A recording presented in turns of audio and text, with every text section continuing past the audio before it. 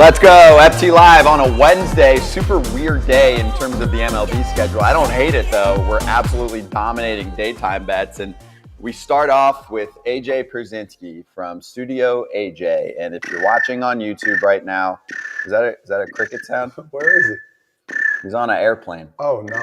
Yeah, he's delayed. So apparently he's going to come in out of the bullpen today. About an hour in, something like that. I mean, the way he pitched the other day, why not? Let's bring him in. Got that nasty two-seamer. He's only got one pitch. Yeah. That's what. Hey, if you got one pitch, you go to the bullpen. That's it. That two-seamer that just kind of got away, a little cut piece. So we'll go over that poll and all that too later. Yes, we will. That'd be exciting. We'll run through that. Kratzy, I like your shirt today. Oh yeah, gift. I woke up like this. #. You can find the good ones, man. I love it. Who gave that to you? It was a Father's Day gift from the. Actually, you know what? No. I think my sister gave it to me for Christmas.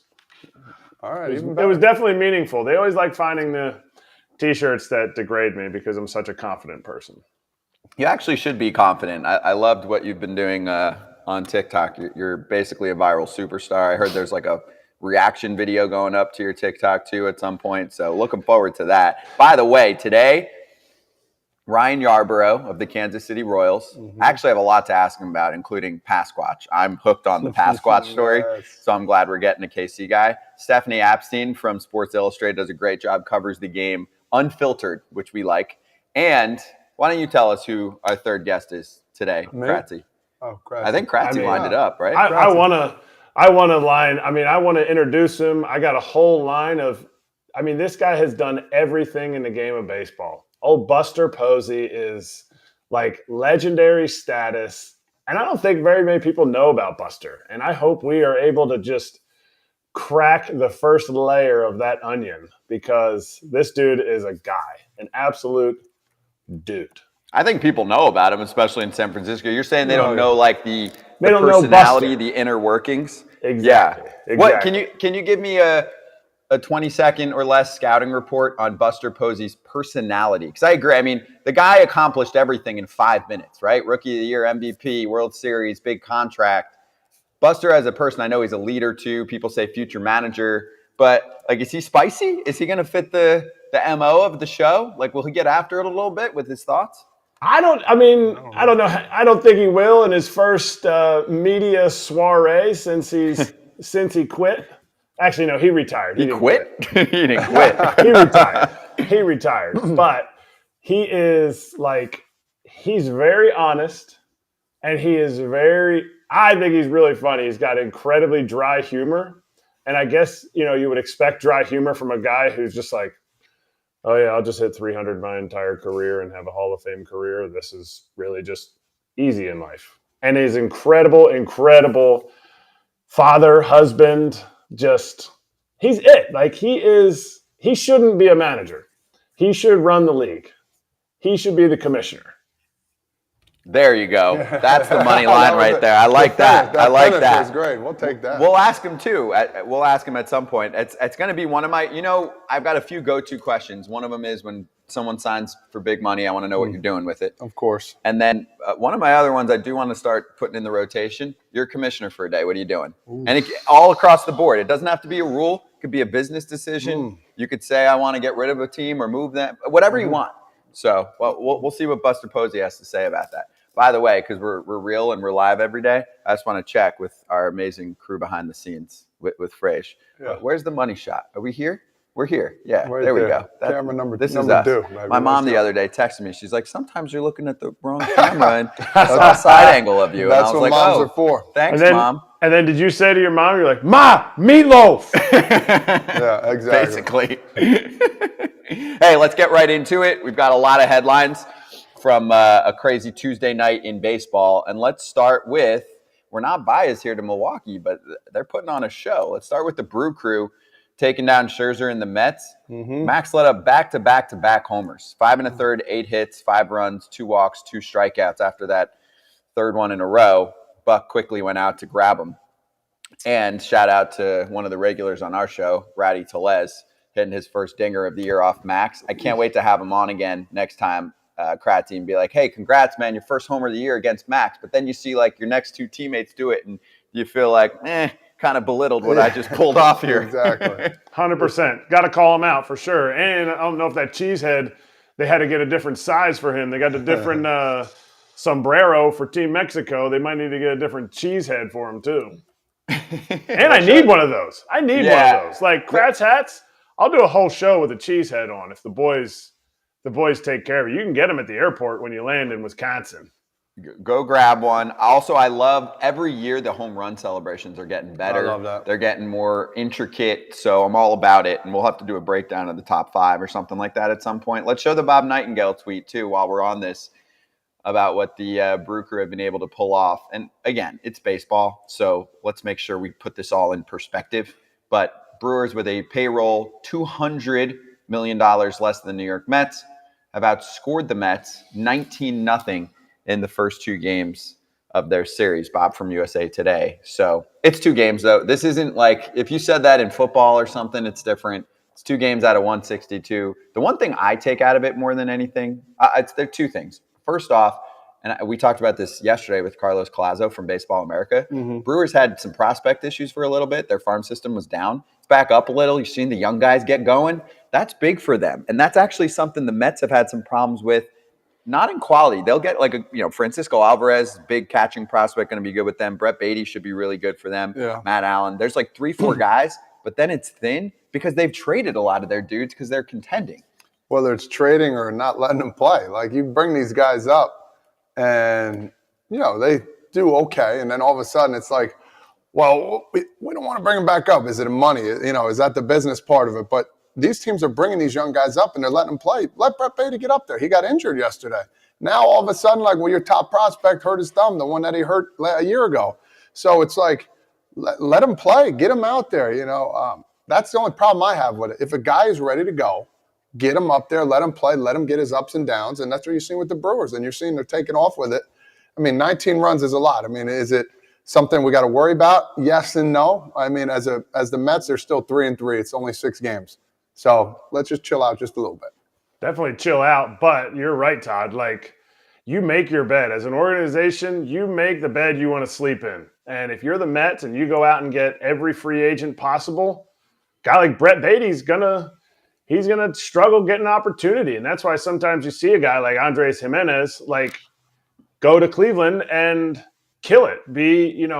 Get MVP votes, get that kind of thing. And if there's not a place for you in the organization, to me, the organization needs to make those moves and not squander and hold guys back, because that can be as detrimental as calling a guy up too soon. You think about the Brewers, they just go ahead and let the guys come up to the big leagues. And I think there's less pressure, but it's also if we were on this show last July when they traded Hader, they got some prospects for Hader, and you're going to see some of those dudes come up. So you're going to have to rely on the prospects when you're not going to pay your closer, the best closer in the game, $15 million a year.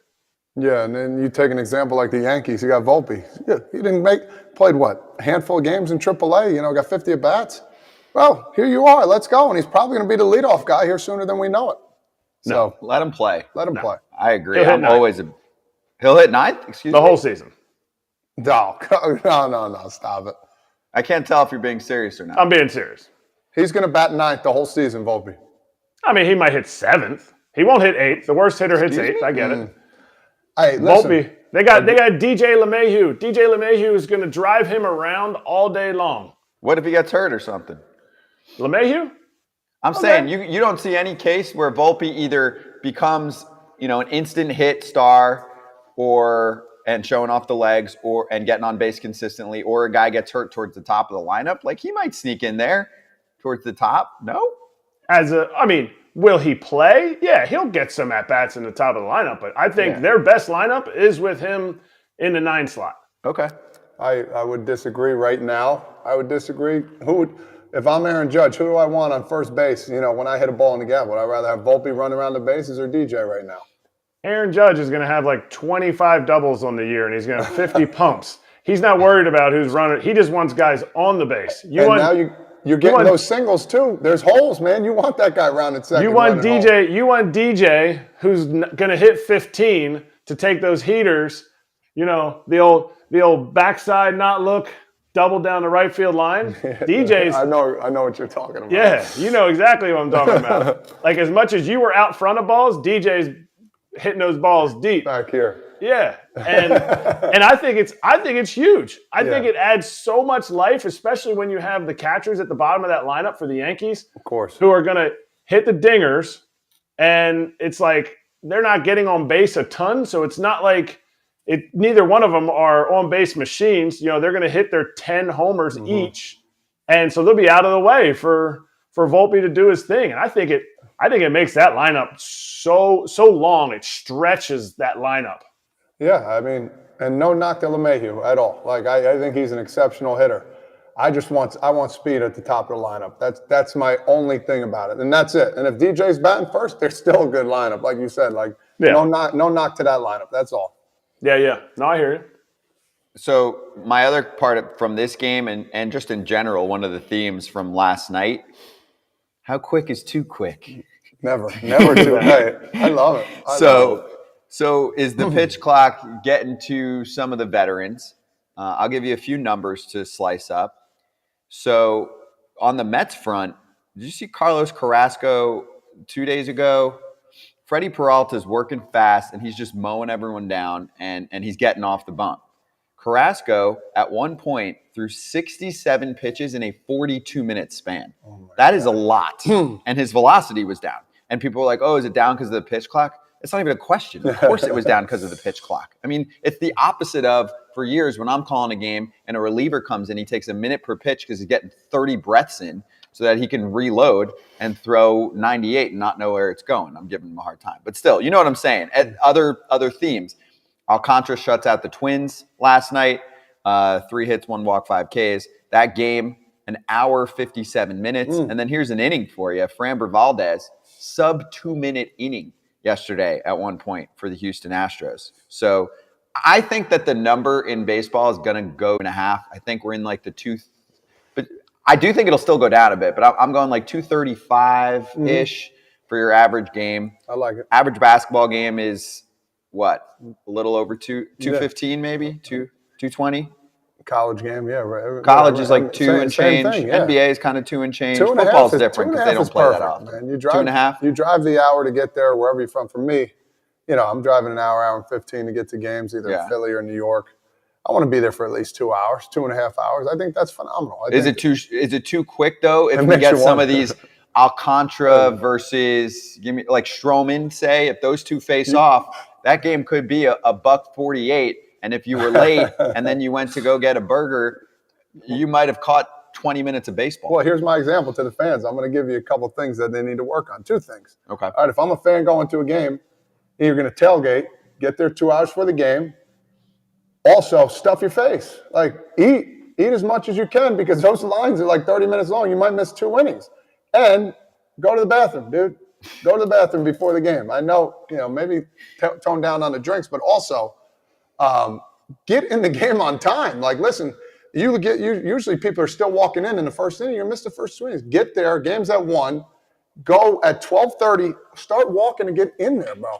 You're going to miss this game. So we want more fans in the stands. I think it's better off, but it is. There's going to be your naysayers, Eric. I don't know, man. Hour and 57 minutes. If I'm driving an hour or 2 to the game, I'm like, oh, what just happened? But we'll see. I think you're selling, ultimately, yes, it's going to be much better for the game. Nobody's denying that. It's a much better product. But I want to know what I think the word is ancillary, the ancillary monies that the teams are going to lose. Like, if people aren't going to stand in line for food, or what about, a lot of these new stadiums and the ones that are being proposed to being built, they're not just building a stadium. They're building like a whole community around it. And so if there's less time in the ballpark, are those areas going to thrive more? Are, what are the things that are going to be affected? It's not just, quicker game, great. Now I have 23 extra minutes to do something Those vendors that walk up and down the stadium, hustling. They better be right. Listen, the tip money is just going to keep going like, dude, when you get out of beer, hey, we need this, okay?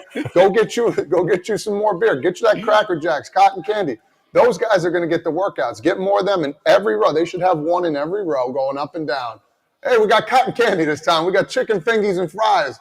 We got mozzarella sticks. Like, you know what I'm saying? You know what I want to know? We got to ask Yarbrough about this when he comes on.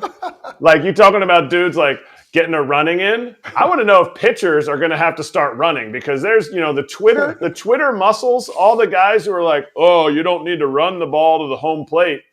Well, you're starting to get exhausted. Your velo's not quite there, and you're getting tattooed. So I wonder if that's going to start working its way in. Hey, go run 3 poles. I hate running poles. Yeah.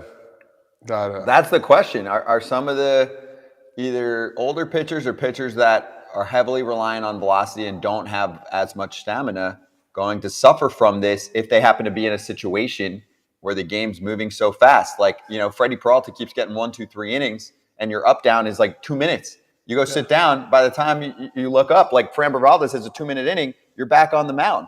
It's fast. It's honestly crazy to think that for pitchers wise, because pitchers always complain, and I always used to give them a hard time. Man, I don't have enough time now. Come on, get on the mound and throw the ball. In my Little League game the other day, we get an hour and 45 minutes tops. You get 6 innings in. I told the other coach, I said, let's make a rule. 2 pitches in between, no throwdowns at second base.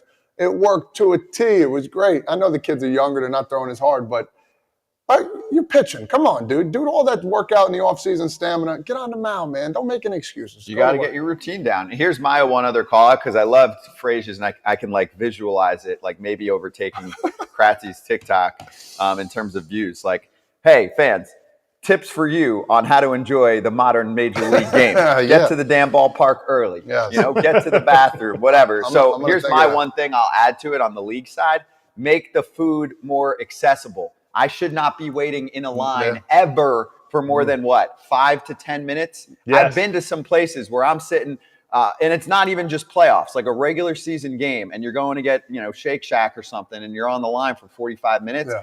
Either add another Shake Shack, or we got to get all the big powers that be together, Uber Eats and Seamless and all these spots that know, and I hit a button on my app and someone's bringing it, so I don't miss shit. On your app. You want to know a funny story? You're going to get a kick out of this, Eric. You're going to love this, because I could see you doing this. I had a buddy at Rutgers football games. Rutgers football back in the day, we were struggling. For some reason, he wore an adult diaper at the game, so he didn't have to go pee at the game. And I tell you what, man, listen, you just take the thing off and he threw it. So he was literally watching it. Touchdown. He's like, just so you know, I'm peeing right now. And I'm like, oh my God.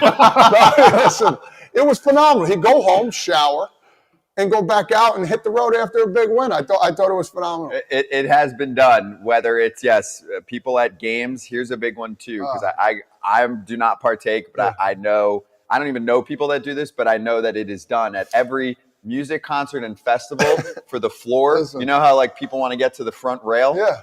And then sometimes they got to be there for 6 hours. They're holding on the rail going to the bathroom. You think they're never going to the bathroom? No, listen. Diapers. I'm not going to call the guy out. Diapers. He was one of our better pitchers on the team. Steve Healing. Love you, Steve. Love you, brother. Hey, he lives right down the street here, so we can get him on the show.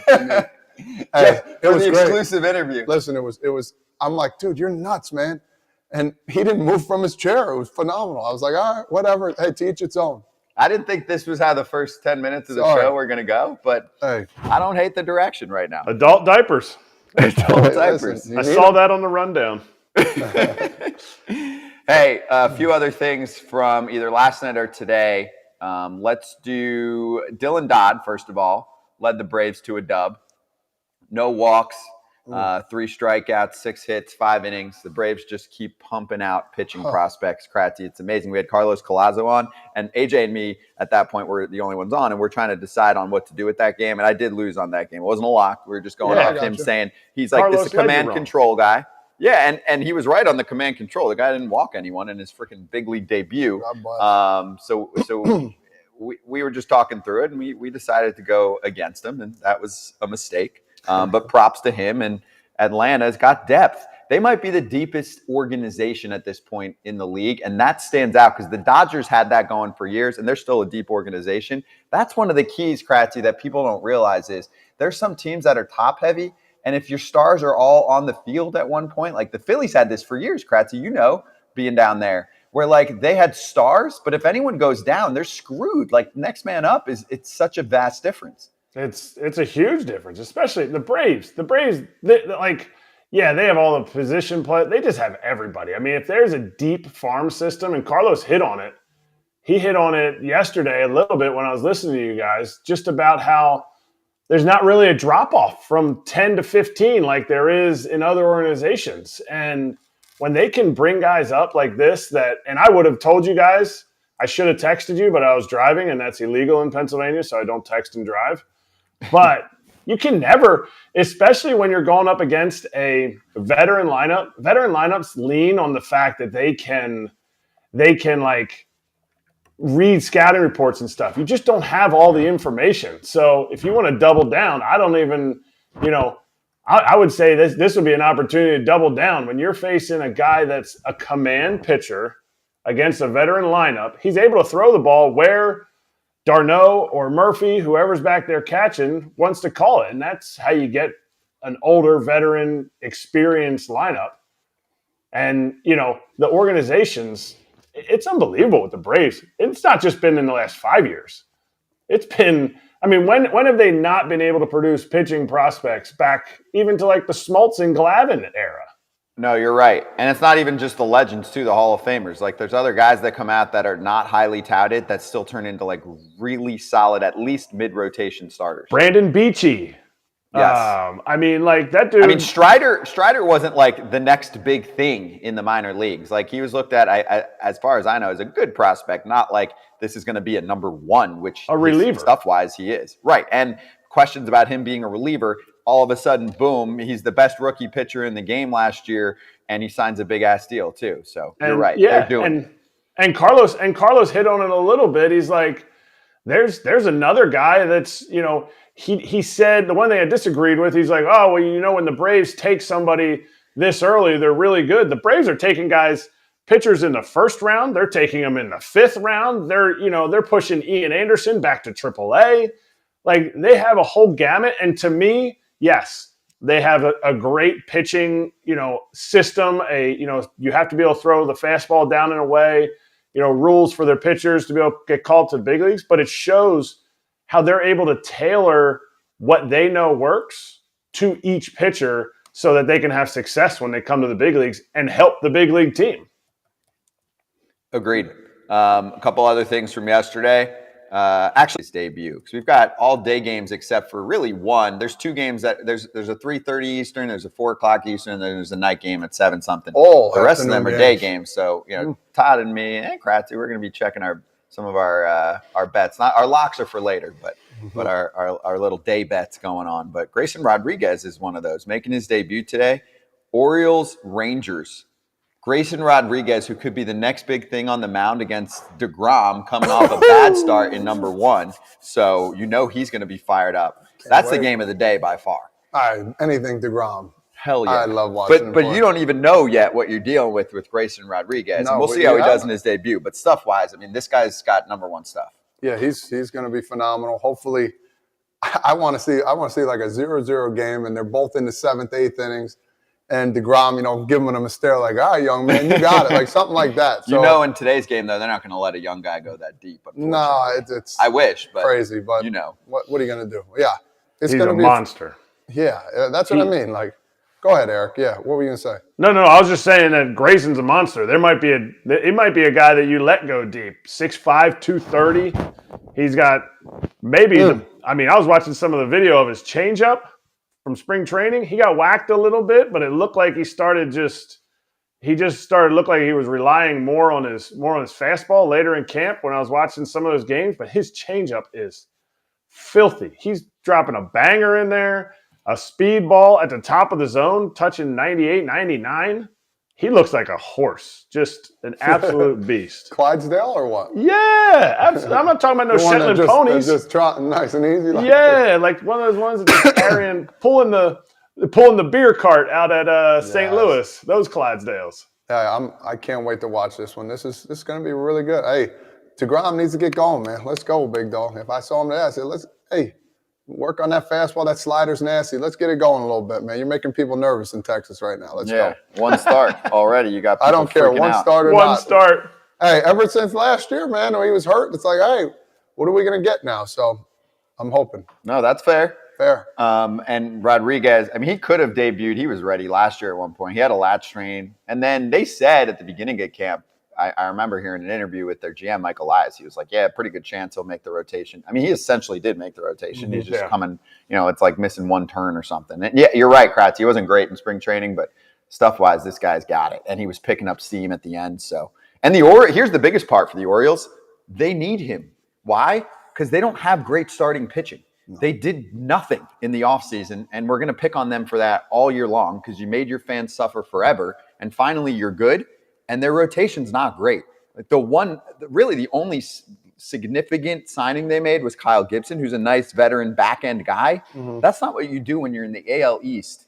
And you've got some money to spend, or you should have some money to spend, and you've got to compete, and you've got a good young ball club. So they need the young guys like Grayson Rodriguez to be like Rookie of the Year status for them to make the playoffs, in my mind. Yeah, right now. Let's go. Jump. Because there's a lot of commotion in a good way about the Orioles, and they're coming up like they're going to be, up in the AL East. But, you got one guy, like everybody needs to start clicking on all cylinders too as well. So it's going to start with him because he's going to be that dude. Yep. And they're supposedly. So today's the day. I'm just, like I said, I'm excited to see it and excited to see the numbers he puts up because that Texas team's no slouch hitting either. So we'll see what happens. In a big ballpark, could be some long fly balls caught. So he's going to be pretty excited about that. Exactly. Yeah, that part can play to your favor a little bit. You can get some breaks. Also, the Rays and Nationals already started today, but just props to the Rays for being the last undefeated team remaining as we start this show. They're 5-0. A little bit of it has to do, obviously, with who they're playing. I mean, How far do they take it? How far do they take it? I got them winning today. They already got bases juiced in the top of the second with one out. So they're up putting 3-0 on some runs. already. Braves are up 3-0. In the first inning. Yeah. So, I mean, for the Rays, their pitching staff looks nasty. It's only going to get better when someone like Glasnow comes back. But let's just pump the brakes here for a second. Yeah. Tigers and Nats is their first two series. So I'm not looking at them being like, I like the Rays. And I sent out a couple tweets about them last night. I love their pitching staff. I think they're a playoff team. I don't think they're like the next big thing because they're 5-0. That's the overreaction part to me is they're going to be a good ball club. I've got them making the postseason, but let's see, like who's their next series here? They're off Thursday, and then on Friday they start. Oh, guess who? Don't look. Guess who the Rays are playing this weekend? Oakland. Oakland. I just assumed. Oakland. Hey, listen. Imagine good. you look at that schedule to start the year, and I know, hey, every game's different, each day's different. Let's but go. Your first three series are Detroit, Washington, and Oakland. Those are three worst teams in baseball. I'm so excited. So, Kratzy, how long do they go? I don't know. They might have. I think the Tigers will get them for one. So, but at the end of the week, they might be. Let me do some quick math here. So, if they win today, they're 6. 8.5. They get 2 out of 3. 8.5. What do you take? Under. Todd? You think that? What do you think? 8.5, like as in they're going to be 9-0. I think they'll be 8-2. So you got them. So under. Yeah, under. What, Kratzy, you? Well, I said it at 8.5, so I don't really need to tell you what I think it's going to be. 8 or 9? I think they're going to lose the second game of the series, so under. Okay. Hey, I think we got Big Rye on the line right now. Do we? Yeah, I think we do. The Yarbrough? And then we got the Yarbrough on the line. No one told me. All right, let's do it. Ryan Yarbrough joining us right now. Excited to talk to him, veteran pitcher in the big leagues. And obviously, Kratzy's got a lot for him. But let's get to the Kansas City Royals veteran pitcher joining us right now. Oh, there he is. Sorry, I couldn't see him for a second. Ryan, how you doing? We appreciate you coming on. We're excited to talk to you throughout the season. What's new? Hey guys, what's going on? I appreciate having me. Kratzy, what's up, man? How we doing?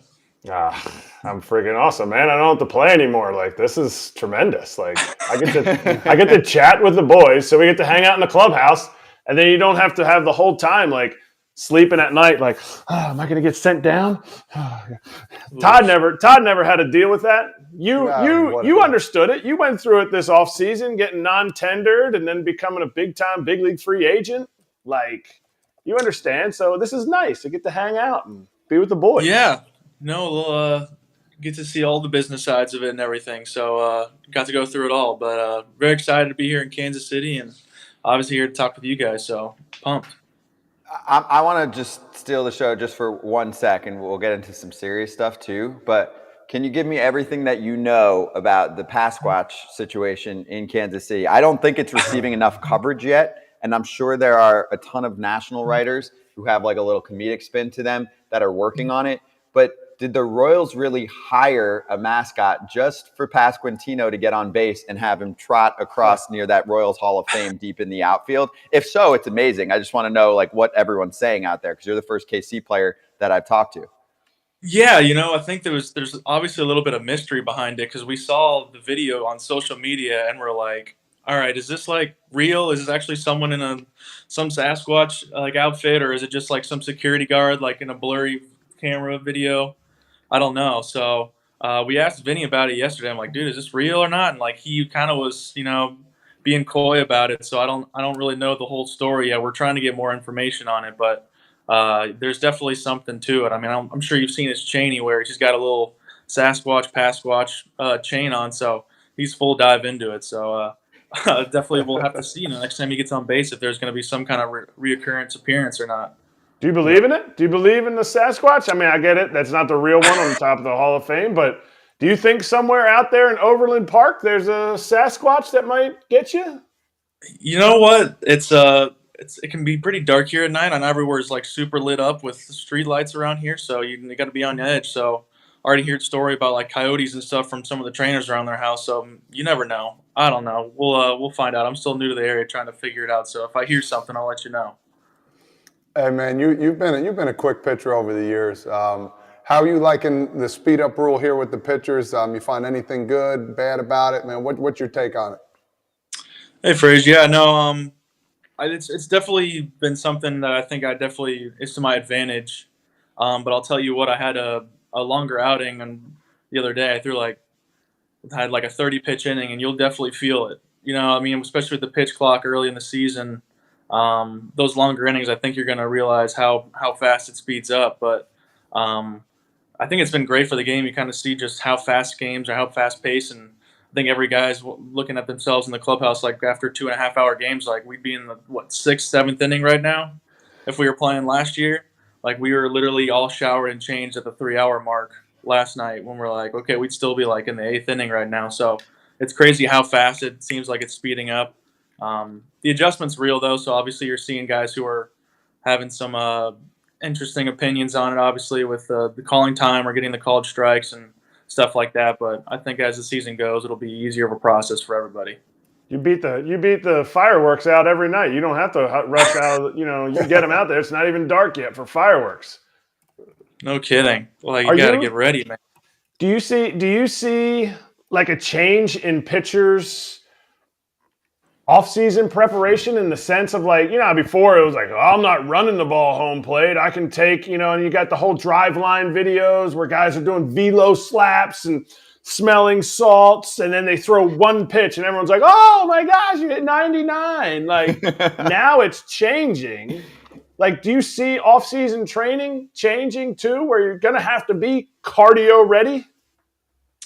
Yeah, thankfully there was a lot of talk with that, and luckily I work out with a lot of the other Royals guys. So like Brady Singer and like Brad Keller, we all live in that Tampa Bay area in the off season. So we were all kind of discussing that a little bit, and it was a little bit like, all right, are you gonna like try to incorporate it in your bullpens, or are you just kind of figure it out in spring training? And at that point in the off season, I think we were just kind of like, all right, let's just work on our stuff, our craft right now, and then we'll kind of figure all that in spring training. But I think, like you said, now going through it, like there's going to be some kind of semblance of making sure, like cardiovascularly, like or something where you're just in a better place. So you can't just rely on being able to do that in spring training and build up. So I definitely think you're right. There's going to be some aspect of kind of seeing to make sure you're ready to go because those, like I said, those longer innings will definitely kind of catch up to you.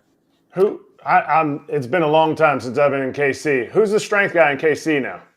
Oh, it's Stoney still, man. He's still doing it. It's still Stoney? Stoney's there, man. He's grinding it out. He's going to have an answer to the cardio question. Tell him that because he has an answer for everything. Tell Stoney to relax and make sure he gets you in shape so that you can be a starter again and not a do you call yourself, a stopener? You know, the starting opener when you were with the Rays. Oh, what was it? No, it was the bulk guy. You know, we were The trying bulk to find. guy. We couldn't find a really good phrase for it. It was like the only thing that like was decent, but you know, didn't have that nice ring to it. And you're not bulky at all, so that Nah, really doesn't apply. Okay, all right, Long Eric, and cut lean. it out, man. Hey, listen, let's switch gears for me. I want to hear about this. You posted an IG Instagram a while ago about opening cards. Now, we got a bunch of good between Scotty and I. Eric's starting to get back into it a little bit. Are you still an avid card guy? If so, like, what's your best card? Like, talk to me about when did you start as a child? I think cards are, they're back in the game now. So talk to me about that. Yeah, unfortunately, I haven't really been doing a lot lately. Like growing up, you get a bunch of cards and stuff like that, and collecting a little bit. It was actually kind of cool. I was able to do that with Austin Meadows when he was still with Tampa too. So kind of able to open up some cards with him, and especially it's kind of cool when you kind of get some cards when you're actually playing with guys, and you're able to kind of like just share with them or get them to sign, or seeing guys like get super excited about all that. But it's like you said, man, it's crazy how it's gotten. Like just talking with family or people who like were sort of into it like when they were kids, and like who've just like really revamped and got really into it now. I probably need to get into it a little bit more, honestly, because that like doing all that stuff and like opening cards, it's kind of like your kid on Christmas. It feels like opening those card sets. So I need to do that more, because I've definitely seen some guys around the clubhouse already doing it with their kids and everything. So that's definitely something I should get back into. Have you talked to Bobby Witt about cards at all? He's apparently the guru. Really? I haven't talked to him that much about it yet, but I know I've just seen him a lot and just kind of seen what he's been about in KC, but I didn't know he was a big card guru guy, so we're going to the field here in a little bit, so I'll ask him about that for sure. Yeah, you should. I mean, Bobby, I mean, he's great dude. And sometimes, like, you got to get him going a little. Of course. That's one of those, right? Like, you ask, there's certain topics to get Frage going where suddenly he wakes up if we need him to. Yeah. For Bobby, if you want to get into it, you need to make sure you have time, though. Like, you need 20 minutes or something at least with him, because he'll all of a sudden he'll be like, he's got cards to sell you. He's going to tell you his favorites. Like, he's really into it. So, oh wow, yeah, good way to get the young stud though to open up. Love that. No, he's been great, honestly. I'm a switch to another teammate. You've only been there for 5 games plus spring training. Do you have any good Greinke stories? Because this dude. I've heard some great ones. Just from you though. Yeah, so you know how it is in spring training. It's kind of hard sometimes just because everyone's doing so many different things. But the one story, it was actually the first day I met him. We were at like the fan fest. They flew a bunch of guys out there to KC right before spring training started, and he was there. So like all the guys, we were all talking at the event, and like he was talking to some people I didn't want to interrupt, and all of a sudden he looks over and he's like, "Oh, are you the new guy?" I was like, "Yeah, man, I'm Ryan. Nice to meet you." And he's like, "Oh." The first thing he goes to me, he's like, "Oh, are you gonna hit 92 this year?" And I'm like, I mean, that's the plan, but all right, man. And he was like, "All right, man."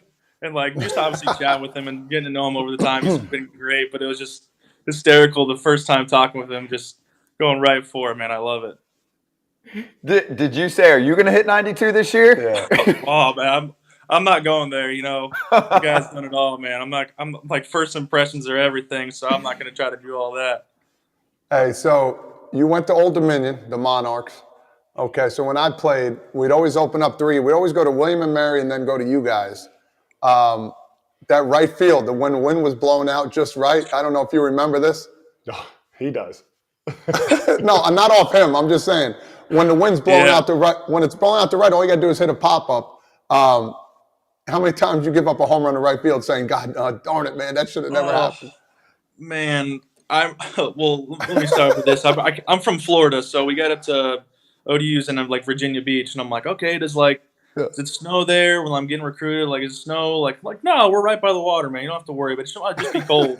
No, it's cold as hell. Oh man, we're just freezing, and we get snowed out my first series there. When I get there, I'm like, okay, all right. But no, no kidding. The wind will just blow out there. And I'll tell you what, there was times where it used to be a pitcher's park, and they put this brand new building there in center field, like a brand new chemistry building. And apparently the balls just fly there now. If you thought they flew before, so like you go look at their stats now, they're like top 5 in home runs every year. Like it's just unbelievable what guys are doing there now. Yeah, with the metal bats too. That's crazy. No, thank you. Don't miss that at all. No, and then you got another kid coming on the way too. Congratulations. You ready for that man-to-man defense coming up or what? We'll see. Two girls, you know. Oh no! I have my handful. Jesus. You know.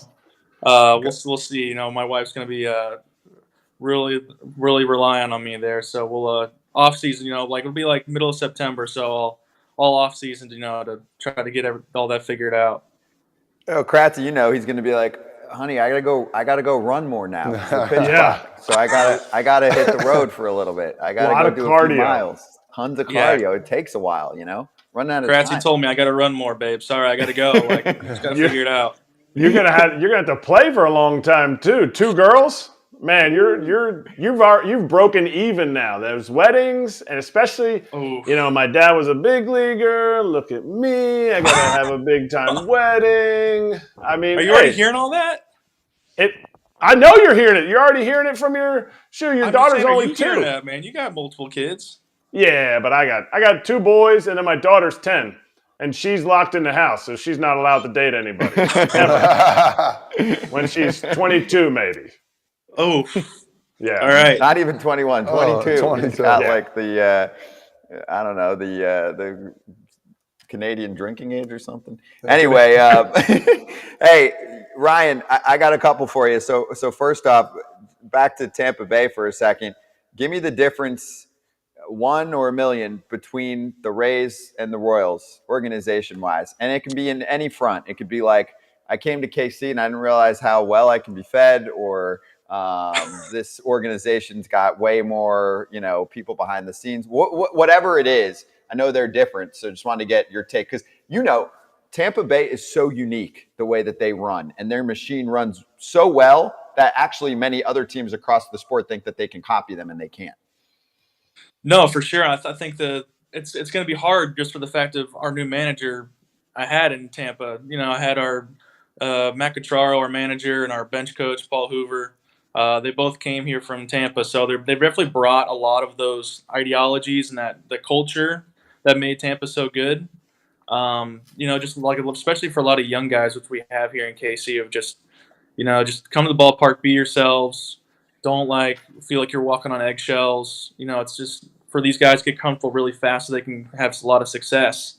So I feel like you're able to see that already with KC just because of a lot of the young talent. So that's the one thing I've noticed. But man, I mean, the easiest thing is probably having to play outdoors year round, right? Like having to get used to the elements and everything. I think there was something to be said about never having a rain out. We obviously haven't had that, but like the easiest thing I could say is just having to not have to deal with the trop anymore. But man, I think it just makes it a lot easier. It just matters, you know, like you get comfortable somewhere so long. I was there for 5 years, which is, I guess in Tampa standards, is a lot longer than most people stick around. So obviously I have all those connections and those relationships that you have with, like, from the pitching coaches to the strength staff, the athletic trainer. So it's really just been a matter of like getting to know a lot of them, getting adjusted, and how you keep you successful, continue to build and like to grow. I want you to be honest.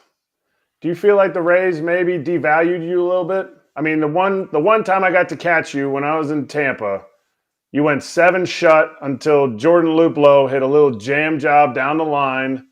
Like, I feel like, yes, I understand the bulk. Yes, I understand the matchups. But I feel like your stuff and your tenacity, do you feel like you were undervalued there? Yeah, what was that? That was in Cleveland, right? It was in Cleveland, yeah. Yeah, that was probably one of my best games between me and you. But I think it was just weird, you know. Like, I feel like when you first come up, like when we first did it in 18, the opener, it was more of like, okay, like getting your feet wet, like getting comfortable. Like, I get that. I got it.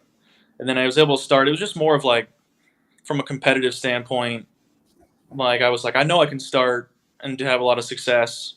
And then it was just, you know, like they're very much so of, you know, this is what the numbers say. Obviously, they're very analytically driven, or teams that are very right-handed heavy. We just don't necessarily like the matchup as much. So it was just stuff like that when you're like, obviously, as a competitive person and a competitive athlete, you just like, oh no, I can do it. Just kind of give me the chance, and it was kind of hit or miss depending on how everything was going. So that was honestly probably the only thing, but from a relationship standpoint, everything was great there. I was just kind of just wanted to get the ball, man, every fifth day and just be able to start and show them I could do it. And it was at times it could be kind of tough.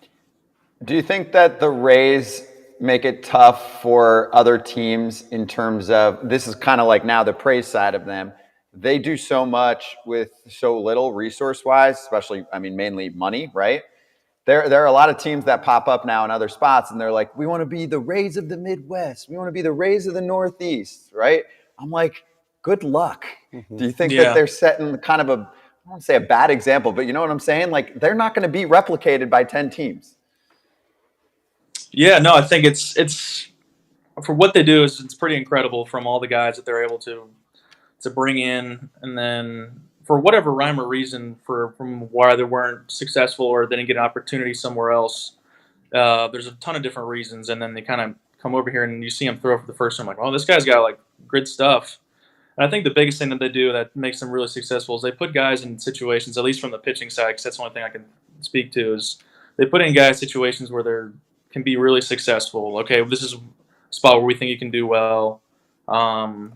There's not really any defined roles, I feel like, in the bullpen either. So, like, guys are always ready to go and nothing really phases them. So it's not like you're asking a closer, like, hey, I've only pitched the 9th inning, but you're asking me to throw the 7th. So it's something I'm not comfortable with.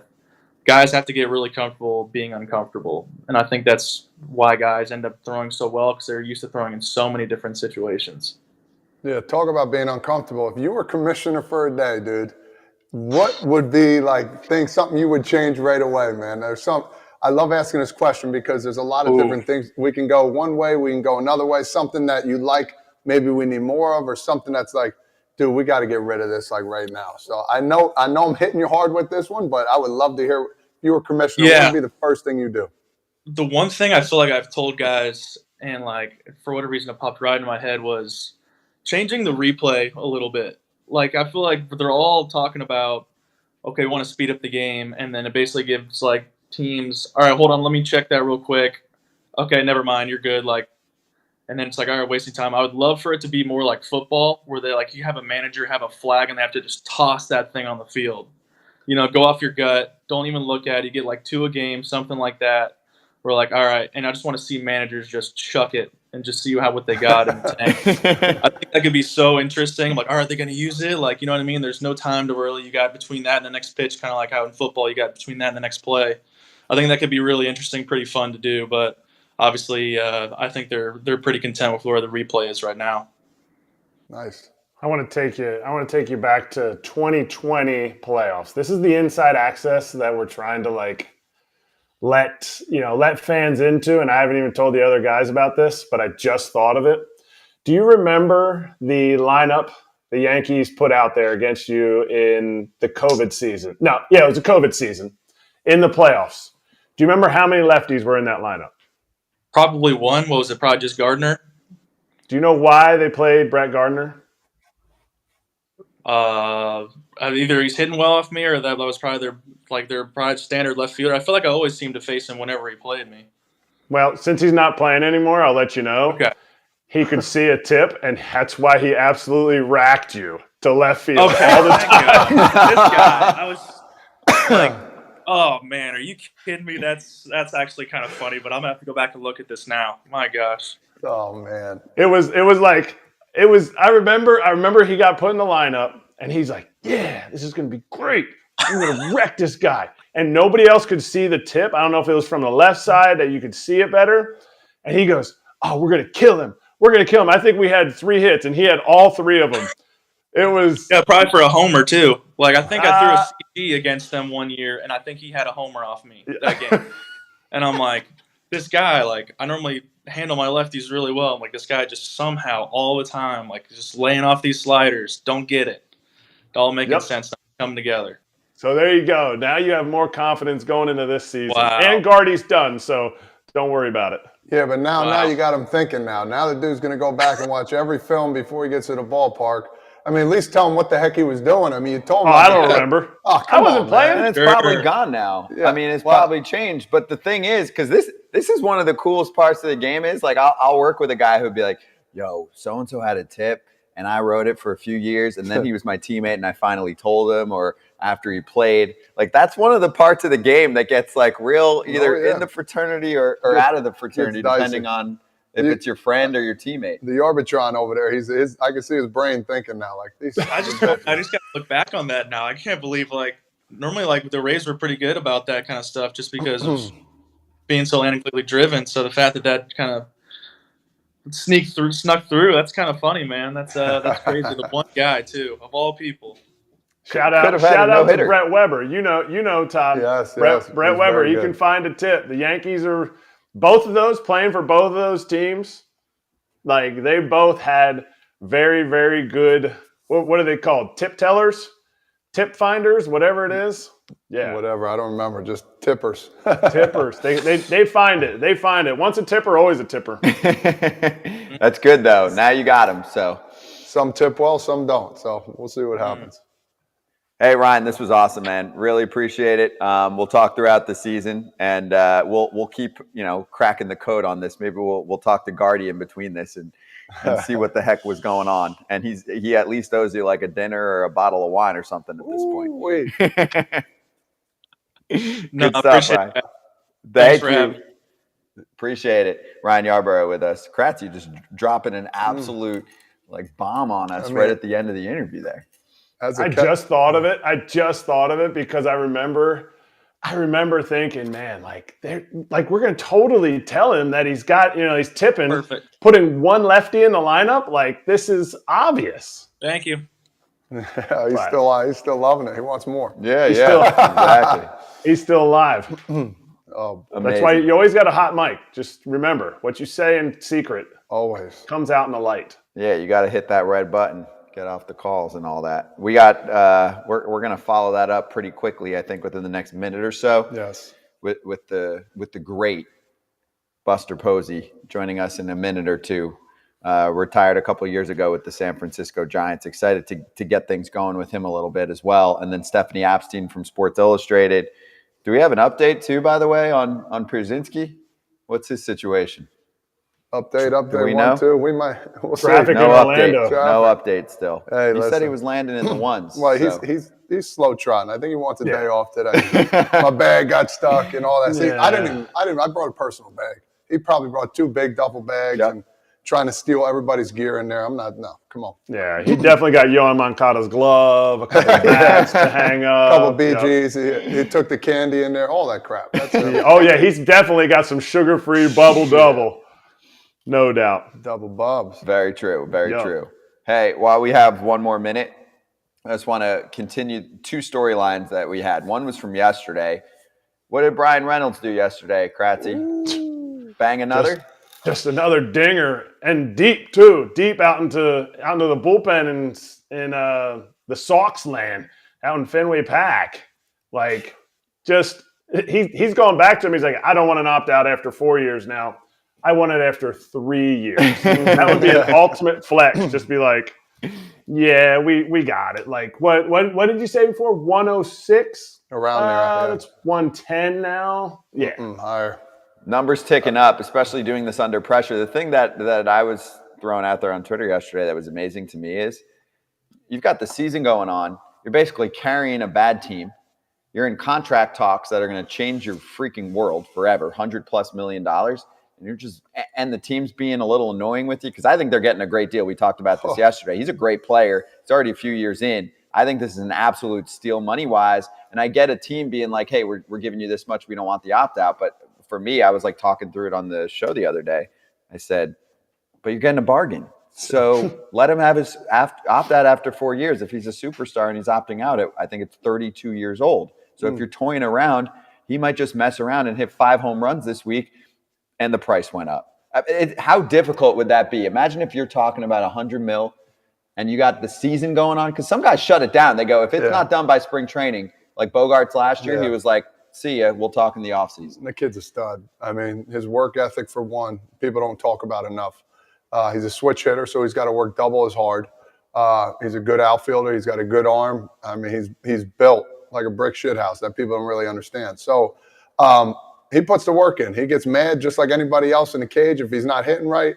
He wants to be the best player in the league, and he's a great dude off the field too as well. He kind of looks serious, but once you break him down a little bit, he's an awesome guy, and he deserves a lot more than what he wants or what they want. So Pittsburgh, figure it out, dude. Like, come on, man. This is one of your guys. God almighty. You're getting your first steal. Pay the man. Hey, let's bring on our guy right now. We're excited to have Buster Posey joining us on FT Live. Buster, awesome to talk to you.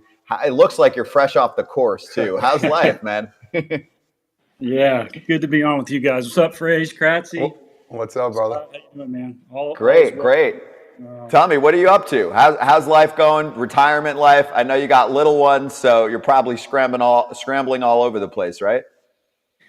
Yeah, man, life's good. I'm enjoying the carpool lane most mornings, picking them up most days, and I love it. I really do. I enjoy that time with them on the way to school and back, and then got 2.5-year-olds, so it's busy times in the Posey household right now. Are you the first in the carpool lane? Like, are you that guy? Are you that dad? Or are you one of the last ones? Because this is a big thing. Yeah, I feel like I'm going to be judged for my answer one way or another here. You are. I definitely tend to get there later, and I make them wait until the traffic clears out. It's good for them. They need to wait. They need to. I like that. And the more you're retired, I mean, shoot, I haven't talked to you on the phone, a couple texts here and there, but that accent's coming back. The more you're away from Georgia, like that accent was just kind of mellow California. Now I hear a little twang back in there. Is it? Okay. I mean, I'm not trying. Maybe it's just happening. It's just happening. I love it. It's cold. I love it. Hey, you missing baseball at all, big dog? I mean, I know when I stopped playing, I missed it a little bit here and there, but I'm enjoying retired life. How about you? You miss playing at all? Yeah, it's funny. I'm curious to hear what y'all's thoughts are, because I still love baseball. Like, I love everything about baseball. I watch baseball, nonstop, and kind of why I'm thrilled to be in the role I am now with the Giants, because it keeps me really connected to the team still. And I feel like, even though I'm not in the day-to-day, still having a voice is nice. But to be honest with you, I don't miss playing a ton. It just got to the point where, I think we all get to it where it's like it's diminished returns a little bit, with some of the prep work to get ready, the pain of the day-to-day. And I hesitate saying it because I'm just so grateful for the opportunity I had to play. So you don't ever want to come across as not being grateful, but I'm enjoying doing some other things in life now too. How about managing wise? You ever think about being a manager? No, I don't. We all know the time commitment of that, right? I mean, that's probably more than a player. So I don't. A lot of your teammates in the past have said, "Oh, this guy." I remember there was a poll at one point too, where they were like, "Who's going to be the next manager from someone on your team?" And they picked you. They volunteered you, even though the time commitment's ridiculous. Well, when I played with guys like Kratz, I pretty much had to manage, him on a day-to-day. I got a taste of it when I was playing still. Oh man. Yeah, I was Buster's caddy for about 5 weeks, and but I got to see him. Let's see, that was 19. And did you quit in 21? 21 was my last year. Yep. 21. Retired, Kratzy. You got to get rid of that word. He quit. He's a quitter. I'm good with whatever. And that's a little bit into Buster. Like, he's good with that. Like, this guy, he has his priorities straight. He's a family guy. But I remember we were sitting at the table in the lunchroom, and my son had just hit a home run on the Game Changer app. And Buster goes, "Man, that's awesome. I can't wait till we can be home to see that stuff live." And Longoria was right next to us. And he looks over at Longoria and goes, "Oh, man, You still got 5 years to play on your contract. That must suck. And it's no way that Buster's like he wanted to get out of the game. He just has his priorities straight. And that's something that I look up to him as a competitor, as a teammate for a little bit, but more as a man, which I think is awesome. No, I appreciate you saying that. I mean, and again, still love the game of baseball and enjoyed those conversations like we all do, right? That's the thing I think, we miss. I played with Frage with the Waikiki Beach Boys in Hawaii and, got to know him doing that. But that's the part that we all tend to miss is that camaraderie. Yeah. Hey, talking about conversations, do you remember when we played you in San Fran? I'm up at the plate, and the guy one of your pitchers picked the guy off at first. He was safe, but I looked back to see exactly where you were positioned. Do you remember the story or no? I do, yeah. I vaguely remember. Yeah, and you go, hey, man, you can't do that. I said, why the hell can I do it? So me and you had a little argument going on there, and then we were still talking smack to each other when I got to first base. I hope you remember that. That was absolutely hysterical. I remember telling both our agents, because we had the same agents at the time, and they're like, oh, man, you need to settle this up. I'm like, no, man, we just had a heated argument. I thought that was fascinating.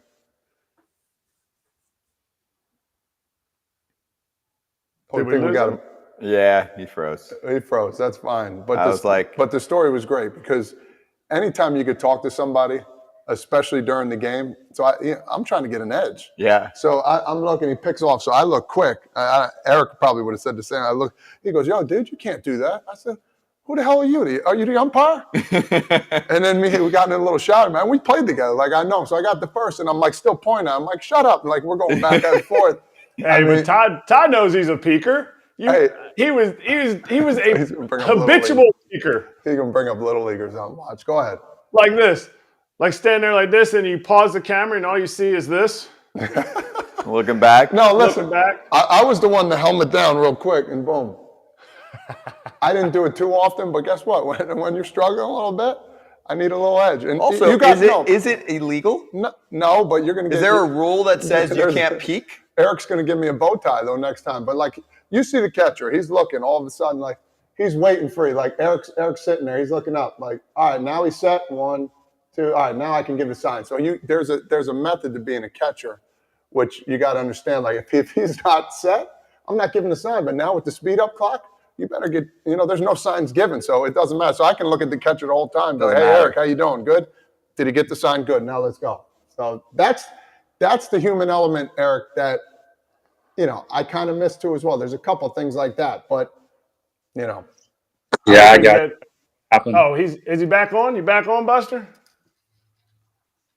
I heard it for a little bit. Yeah. We'll get him I hope he can come back on because that's the stuff that, like, Buster hit it just a little bit. He's like the pain of everything. Not that we live our lives in pain, but like there's a certain. Oh, Buster's back. I'll let him explain it. He has that bad internet, man. You got to let him respond to Frage though. Let him call out Frage for being a peeker. Yeah. Okay. Yeah. Finish that. So you look back, and I said something like, "You can't look back at me like that" or something. Yeah. You said, "Bro, you can't do that." I said, "Who the hell are you?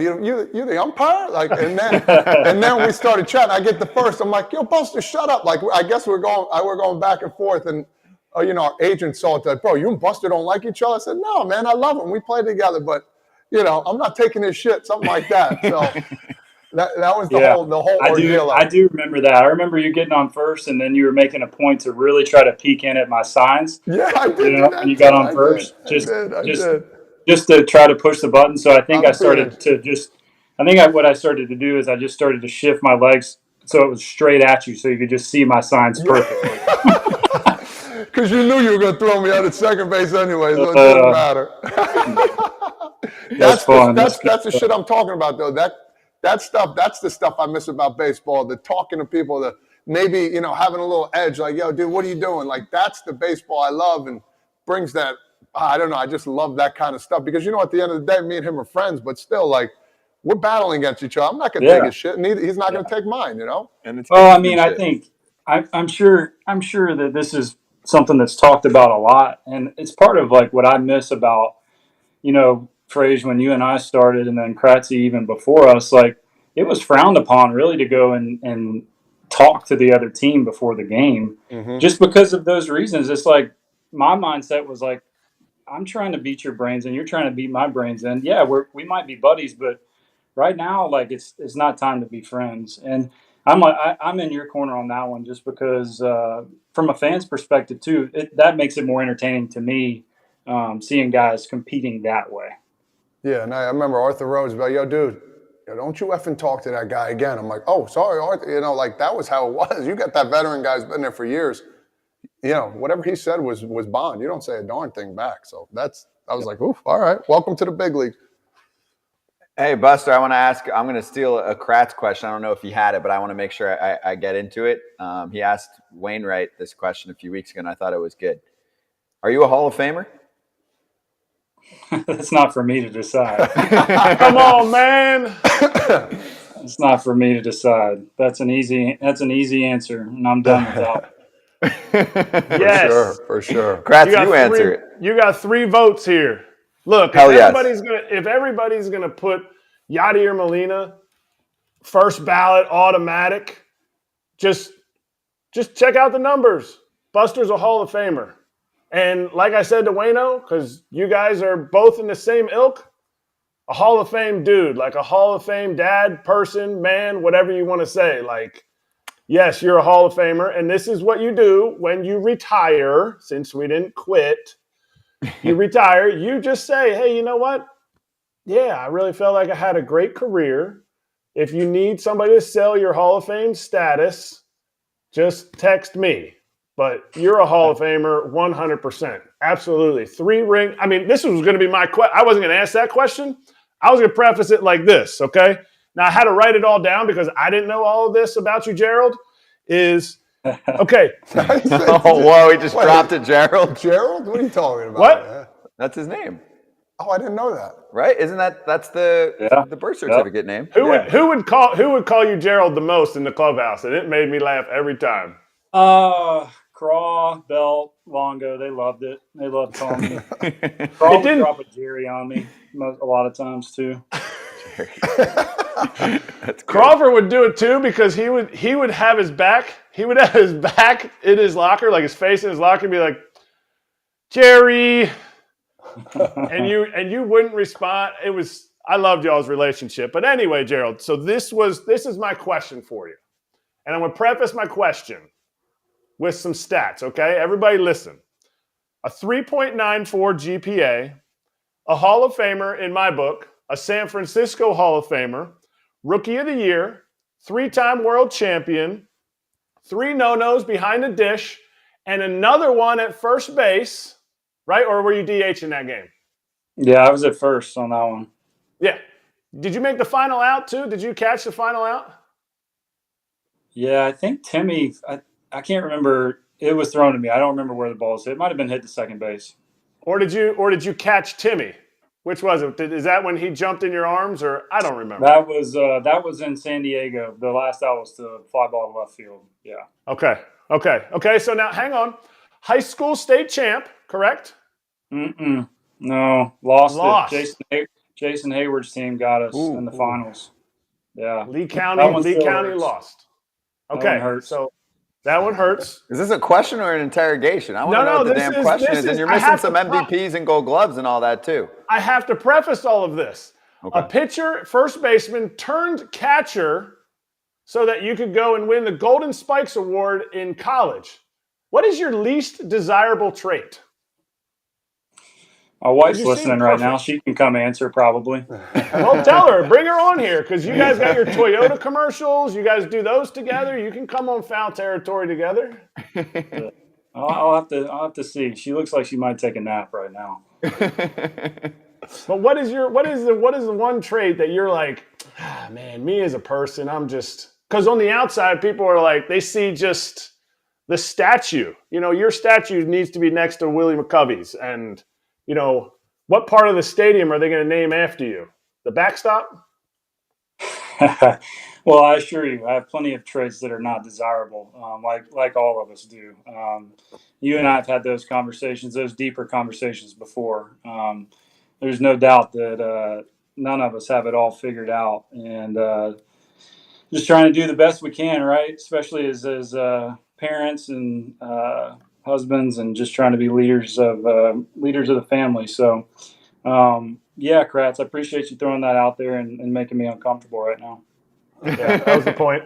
Hey, let me get back to baseball. So, first off, there's a ton going on in the sport right now. It's changing. What do you think about the rules right now, current, that have been swapped around, like the pitch clock, the shift, all of that, and then the one other portion of this, because I think it could be coming next year even, is the automatic ball strike system, which obviously affects catchers quite a bit. If they end up doing the thing full out, framing would look very differently. So what do you think of the way that the game is evolving right now? Yeah, I mean, I've always been in the camp of tweaking and trying new things, and maybe people would be surprised to hear that because, I mean, I've loved baseball since I can remember, but I also think, like, you look at other sports and you look at, like, I think about great golf courses, like historic golf courses in the United States. The bones of them stay the same, but of course, like Augusta, if you look at the history there, they're constantly trying new things, trying to make the course, whether it's I mean, it's all about fan engagement, right? And I think that's what's been so great about these rules so far is I don't think I've heard anybody say that they dislike watching a baseball game more now. So I'm so far in the camp of let's be really bold in trying new things. And guess what? If it doesn't work, okay, then kick it to the side, and you might take some heat for it for a little while, but I just think you always got to be forward thinking and trying to improve the product.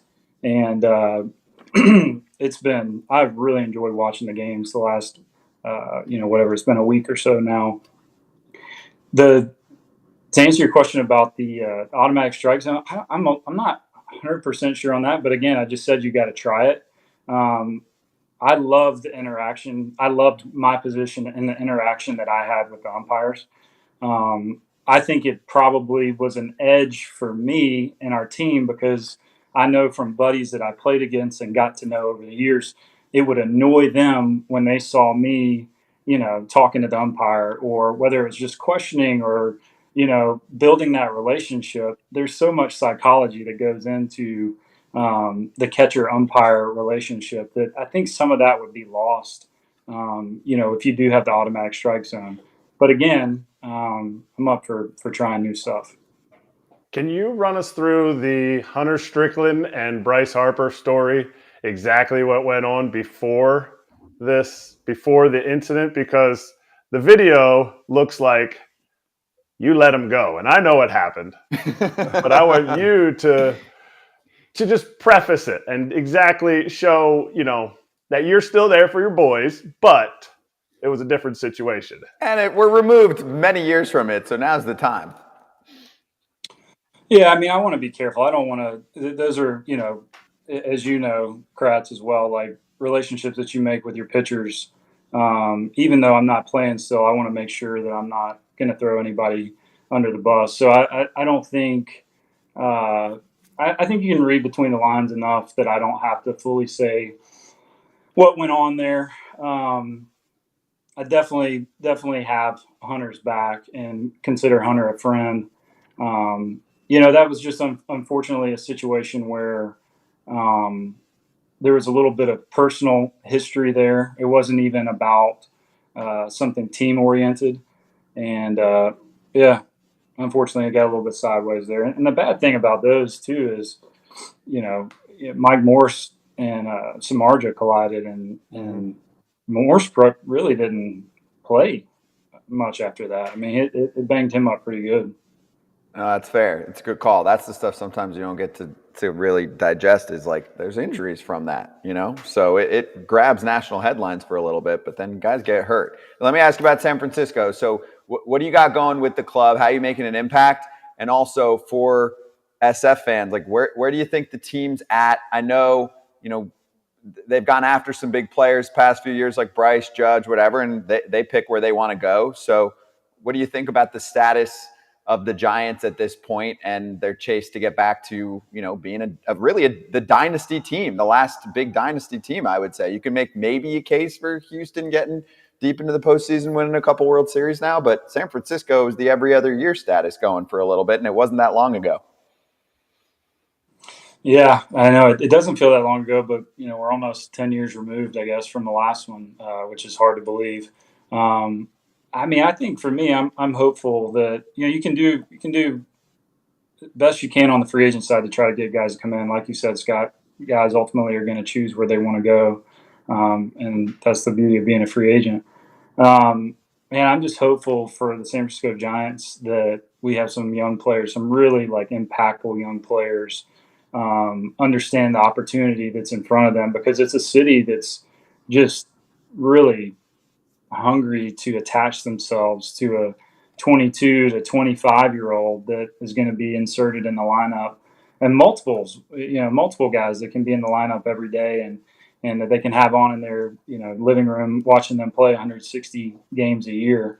And I think that's what we had from Timmy and Kane coming up, and you inserted the free agents with that young talent, myself and Craw and Panic and Belt, and then Brian Wilson. It was just a ton of homegrown guys, and it's a I can't speak to what it's like when you go to a different team, but I feel like there's a different type of allegiance that people have with the club that drafted him or signed him as a international free agent. So that's my hope, is that we can have some great young talent come up. A fan base can attach themselves to that talent, and then other free agents around them can just form a next championship team. Are you part of that whole free agent courting process? Are you did you meet with Judge or who else? The Correas, is that kind of part of your role? Yeah, I didn't do anything in person, but was on the phone some with them, text, calls here and there. But my recruiting record, even as a player, is not great. So I'm kind of a little bit. I'm kind of I might need to just stay out of this. What's the pitch, though? What did you guys say or talk about? Obviously, Aaron's a great dude. Anyone that's met him or played with him, of course. Me even just covering him as a reporter, their conversations before and after the interviews. But how do you convince that guy to leave what he's got going on? Well, we did. I'm saying, how do you try? Yeah, I think it's similar to what I was just saying. It's just that understanding the San Francisco fan base. I'm definitely biased because I played there and really enjoyed playing there. But I think it's a similar East Coast vibe, right? You got to maybe not quite as tough on their own players as a New York or a Boston, but a fan base that's very knowledgeable, and they want a winner, And to me, as a competitor, you want to go to a place that has a fan base that expects you to win year in and year out, and that's the San Francisco Giants fan base, and that's how you're going to get the most out of your guys, right? You're in a lineup, you're in a city that expects you to compete for a championship each year. Buster, one more for you, a fan question that I remember. This is good, from Nick King. He said, I love watching videos of Buster walking away on strike threes before the ump calls it. My question for Buster, did the umps verbalize strike three before we saw the call on TV, or are you just 100% sure I got this? Yeah, it's a little bit of both. Sometimes you could hear him, say it before I get up, but then sometimes they're just so obvious. And then sometimes the ones that weren't obvious, I'm just trying to sell it a little bit. And that veteran status, am I right, Kratzy? Hey, Buster Posey's walking off him. I think he's got it. All right, strike three. That's what he was talking about before. That's the ones that the Todd father would start yelling at me about. Right? Just a little bit. Yeah. I love it. Where the hell are you going? Yeah, exactly. Hey, Buster, this was awesome. Really great to catch up with you in this kind of setting, too. We appreciate you coming on, man, and good to talk to you. Yeah. Thanks, guys. Good to see y'all. Cheers. Appreciate you. Buster Posey with us, San Francisco Giants legend. That was fun. That was cool. It was fun, man. I like to He's check an in on ultimate him. competitor, Yeah. ultimate dude. And Kratzy just, whether it's Ryan Yarbrough, Buster Posey, or anyone in between and player-wise, like, he'll get after you. Hey, that's the new Kratzy, new and improved Kratzy. Yeah. I think he was like that as a player, though. No, he was No, nice. he was. I've heard a couple players tell me, like, Kratzy, if you got on for like a first baseman, would say, "Oh, you get on first base," and he'd be calling me some name, like, just screwing with me, even if I didn't really know him, just to mess around. That's why Kratzy's good for. He's good for the baseball. He's good for this. He's good for the digital podcast world. That's what he's good. He's good for a show. I wasn't good at hitting sliders. That was my issue. If I could hit sliders, I would have been a lot better at the whole baseball thing. But no, That's awesome.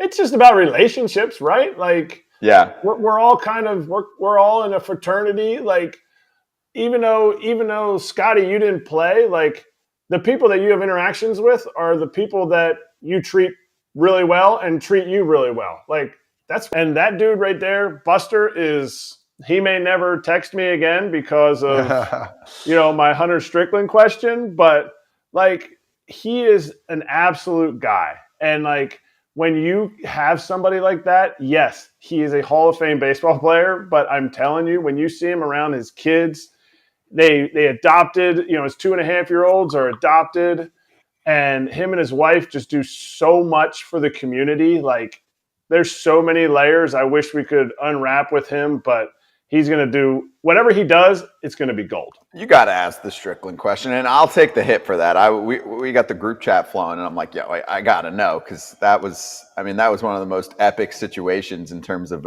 a battle, and you're looking, and everyone knew it was coming to. So anyway, we don't have time for our next guest, Stephanie Epstein, Sports Illustrated writer, joins us right now. Excited to get into things with her as well. Stephanie, great to talk to you. Great to see you. Actually, I think last time, well, maybe at a game or two, actually, but Stephanie and I at one point ran into each other at the airport, and I think maybe we were covering it probably was playoffs. I don't even remember. I did 100 flights last year, but how you doing? I hope what's your over-under, you think, this year on flights, by the way, Stephanie? That's a good question. I don't, definitely. I mean, more than 50, but I don't know exactly. It's I know I'm diamond status on Delta, which I definitely take advantage of. Yep. What a flex. What a flex. Yeah, I just wanted to walk in and let you guys know who you're dealing with. Yeah. Awesome. Well, all right, let's start with, you got a lot of articles to sift through here for us to break down, but let's go with pitch clock and explaining, say, one of the recent articles you put out there, the one rules debate players and MLB officials can't agree on. And specifically, I want to start with this. I'm having a terminology issue right now. We have 3 guests on a day, a player or 2, a writer or 2. I talk to many people around the game. I watch games on the regionals, and I hear one word, pitch clock. And then I'll watch like MLB Network, and all they say is pitch timer. Am I off here? Is the league pushing something different on their commercial stuff versus everyone else? Yeah, so that's what I wrote, that this is, I told players before I asked them questions, like, this is the dumbest story of the spring, so please humor me. But the league is trying to make pitch timer happen. And as they said in Mean Girls, it's not happening. Not going to happen. They just, no one in the sport calls it that, including the commissioner, Rob Manfred. I asked him actually at the WBC what he calls it, and he was like, I know I'm supposed to call it pitch timer, but I feel like it's a clock. I think, the league is was good natured about it when I asked them my hard-hitting questions about why they settled on pitch timer. I think, honestly, the truest answer, they say it's more complicated than a simple clock because it's got different numbers counting down. It's not always the same number like the shot clock. But I think the honest answer is that it's kind of romantic to say there's no clock in baseball, and they wanted to be able to maintain that idea. So they brought in a timer in baseball instead. I do think, give it a year and they will stop trying to call it a pitch timer because no one is doing it. I don't understand that. You're right. Stop trying to make fetch a thing, Gretchen. I just don't get. There we go. I don't Exactly. get the point there. If everyone else is saying it, and it's not like it's inaccurate, it's not like it's offending anyone. I just don't. To me, it's like helicopter parent. Just let it live. It's a pitch clock. We call a shot clock. We have a game clock. And play clock. I'm glad they were a play clock. I'm glad they were good natured about it, but I just don't understand. Like, is there? You said like there's intricacies to it, but why you're pushing a word? Like, let people say whatever they want. I know, and they are really pushing it to their employees. Like MLB.com reporters got an email in March reminding them that if they don't call it a pitch timer, it will be changed to pitch timer. So they're definitely. I guess they can't get their most prominent employee, Rob Manfred, to do it. So they're making sure everybody else falls in line. That sounds like a memo from Rob needs to be sent out and just say, hey, let's drop that. It's not working, Yeah, okay? it's Because enough. the one other one I thought about was, we usually say, like, that's the best exit velo in the StatCast era, right? And I remember when I was at MLB, they were like, oh, we don't want to call it that. I'm like, why? It's the time period that StatCast has existed. So we said something else, and it made no sense, and it took 2 minutes to say that. And so eventually I think we just switched to StatCast era. So I'm like, I'm the broadcaster. Let me be the broadcaster. I'm not offending anyone. That's what Sean Doolittle said when I asked him, like, which he preferred. He was like, I mean, if we're trying to speed the game up, timer's 2 syllables, clock is 1. Hell yes. That's a good point. Amen. That's I very like that. true. Steph, how are you? Everything going well for you? I'm doing great, thanks. How are you? Good. Contract and captaincy in hand, Aaron Judge. Let's talk about him a little bit. You don't think he's going to slow down. I don't think he's going to slow down. And now with a little resurgence of a little Anthony Volpe, a young guy coming in, what do you see from the Yankees this year? And talking about Judge, what do you expect him home run wise? I'm curious to hear your thoughts. I think he's going to top 50. I don't know if he's going to get to 60, but I think he thinks he's going to get to 60. I was sort of joking with him the other day. Since last year, people keep trying to give him like a gentle out where they're like, well, you obviously can't replicate last year, but what do you expect for this year? And he doesn't usually let them get to the end of the question because he's like, we'll see, or maybe not so fast. I think he really thinks that he is going to do this again. And one thing that I have learned from being around Aaron Judge is if he thinks he's going to do it, I would not bet against him. He has obviously the physical talent, but he also seems to really have the mentality to be able to handle something like this. And not for nothing, he didn't hit his first home run of last year until the 6th game of the season. So he's already ahead. So this is breaking news. You have Aaron Judge ahead of pace of Aaron Judge from last year. Exactly. You heard it here first. Wow. Stephanie, you are breaking news. What I want to talk about is my boy Cronin. Crony, the Crone Zone, like his contract. We kind of debated it a little bit yesterday here on the show. Is the sentiment out there in San Diego that maybe this was a reach by the Pods or that this was definitely needed to be done? I think fans in San Diego are loving it. I don't think anybody is doing the actuarial tables. I think they're just like, great, win Soto. They're having so much fun out there. The players are just sort of laughing every time they get another alert on their phones that somebody else has signed or somebody's got an extension. It's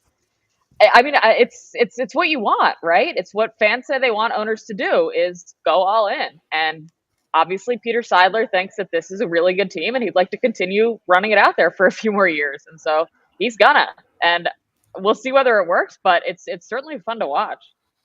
How do you think the Cronenworth one came about? Because that one's different for me. Like, yeah, you have your blockbuster deals like a Soto last year. You're making sure Machado's not going to hit free agency. Cronenworth's more of like hey, we have time here. You're not going to be a free agent for a minute still. Most of these are either extensions when a guy's getting really close to free agency. So this one we were saying was just more unique because he's touching 30 already, and now he's signed until his upper 30s. Yeah, this was an unusual one. It reminds me a little bit more of the Atlanta deals, I think, in that sort of if you do it before you have to do it, maybe you feel like you get a little bit of a discount. I agree. I did not have sort of on my Padres bingo card for this year that they were going to extend Cronenworth, at least not to a deal of this length. But it seems like it's going okay for Atlanta. So if you just maybe you want to do the same thing, just spend a little more money. We'll see.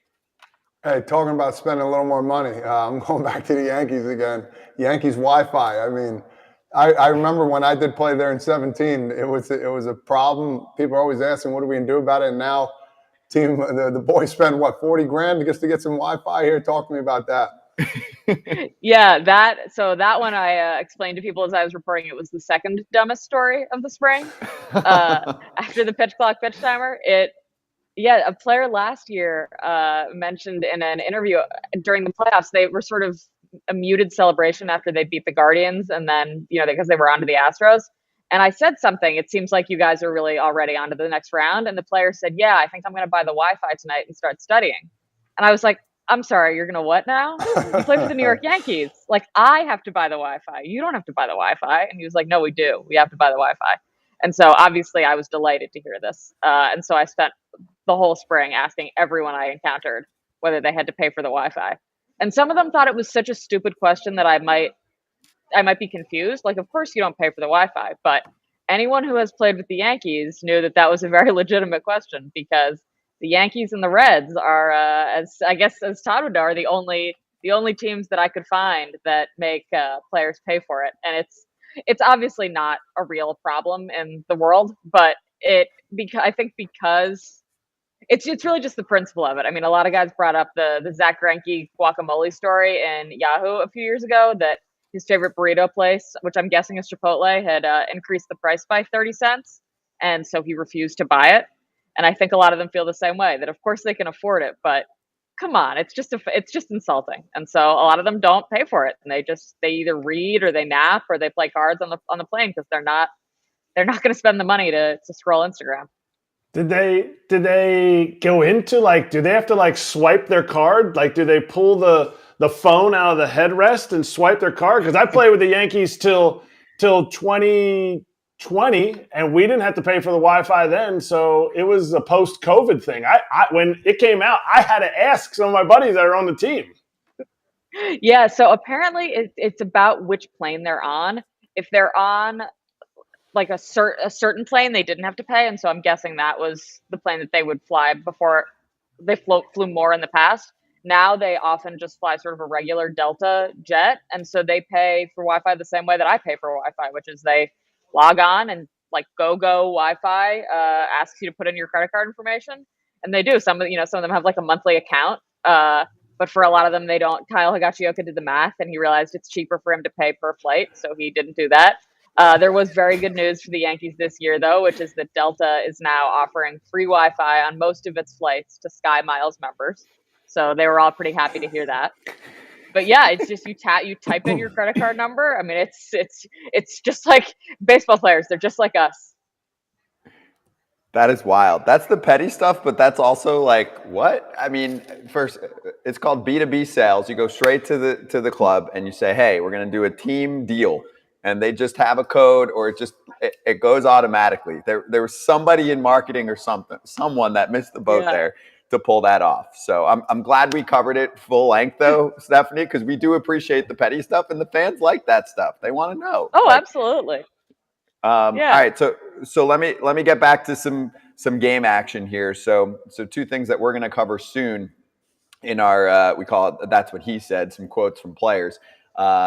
Manny Machado getting ejected from the game early yesterday, first AB over the pitch clock. Let's start there, the pitch clock, yes, leading to Manny Machado getting booted. And it looked like, I watched it back multiple times. There's no doubt why he was booted from the game. He called the ump a D-bag, and you could see him clearly say that. And Ron Kolpa clearly said, and we'll go over this more in our quote section later, to Bob Melvin, hey, that's what he said to me. It looked like he was motioning for timeout, kind of right at the buzzer there at 8 seconds. I watched a game later that night with Nicky Lopez doing the same thing. He was pissed about a strike call. So what he did was he steps out and he realizes, oh, shit, I can't be pissed for that long because I got to step back in. So he called timeout. He used his timeout there, and it was granted. And it looked like basically the same kind of case. So that stuff's going to come up. What did you take from it? Well, first thing I took is I'm pretty sure Machado was the first out on a pitch clock violation in spring training as well. So he's a big baseball history guy, Manny Machado, putting his name in the record books.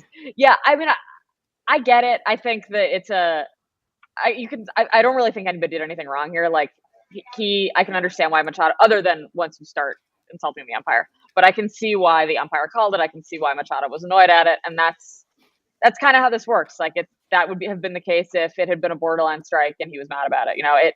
Sometimes their discretion leads to something that's not totally fair. And unfortunately those are the rules. Kind of a boring take.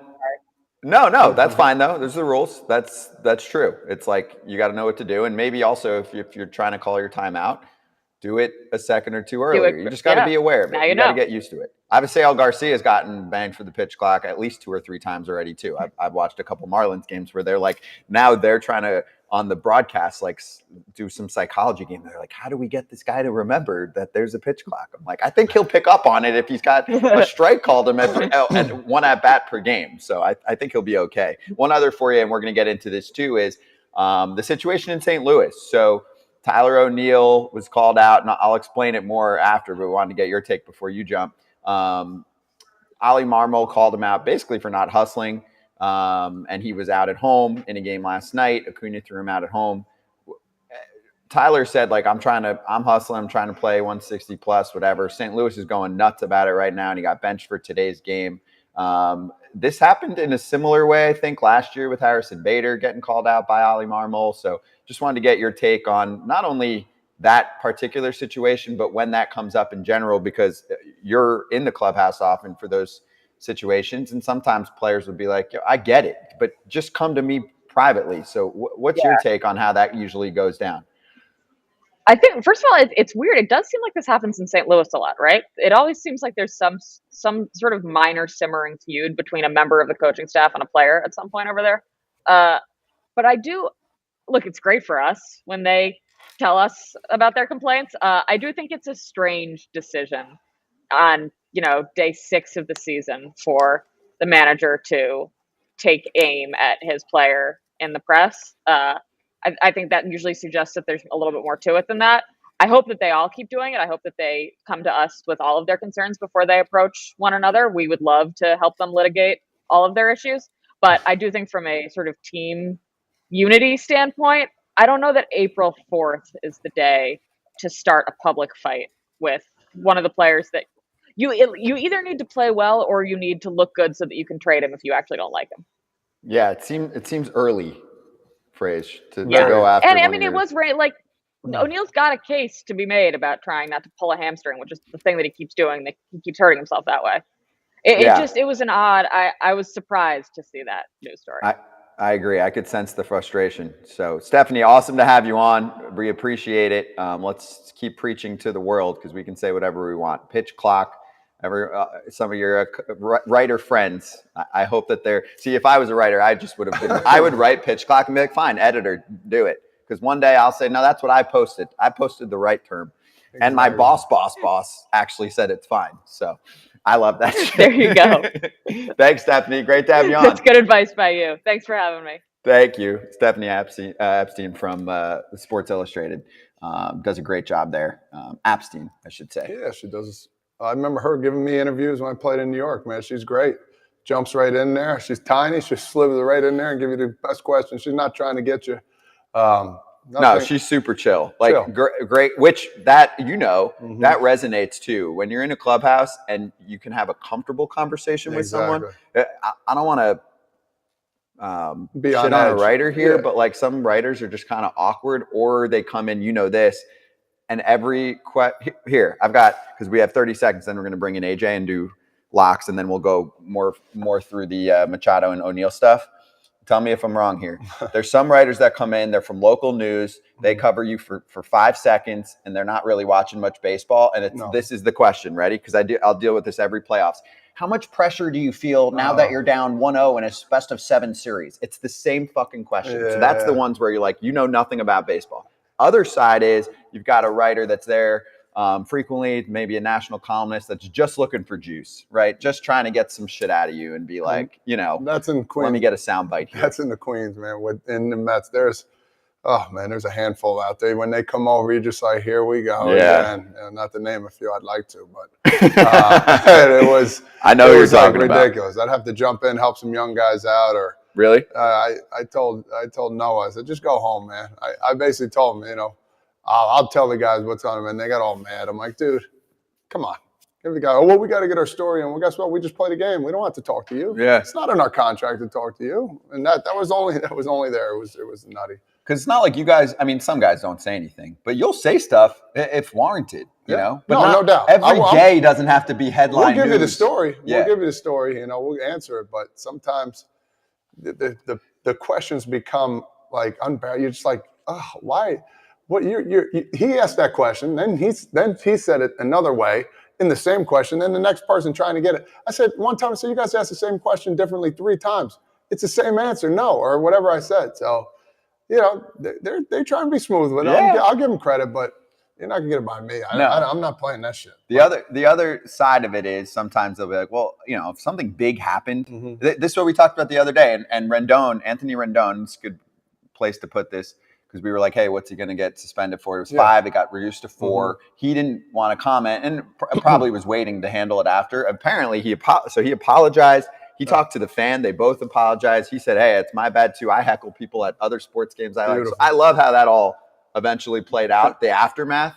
But my thing was, if you're a player and you don't address that ever, say, or a player gets suspended for roids, whatever, you got to talk and answer real questions. Sure. Otherwise, people are just going to always freaking dump on you and be like, and they're going to say their own version of a story. So exactly, and they're going to have your people out there who's going to say what they want to say about you. I'm excited. I've never heard of this before. The fan actually getting a conversation. So he got out of it what he wanted. He get to talk to Anthony Rendon, a really good baseball player. And he said it. He came out and he was honest. That's just what I do to players. I try and get under their skin. And apology accepted. There you go. 4 games I thought was a little too much. But listen, it is what it is. We're going to move on with it, Eric. So what are you going to do? Yeah. No. I mean, you said the other day, he put his hands on him. I get it. Whether you agree with the fact that the fan should have been that close or not, it's not, when you put your hands on somebody, 4 games, I think he's lucky to get away with 4 games. So if I did that to you in a game and I grabbed your shirt and gave you a little like Hulk Hogan, like, what are you going to do? Or the Macho Man, brother, what are you going to, what happens next? You mean if you and I are playing in a game and that happens? Yeah, like I stand up to you, the umpire's that like, glass jaw is going to catch this. Come on, shoot.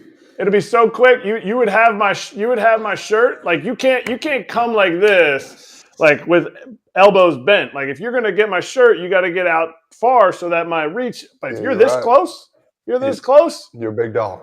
Oh my goodness, this right here, that glass thing right there. Yeah. Oh. Shoot, you're too slow for me. What's next? Night. What's next? All right, so let's.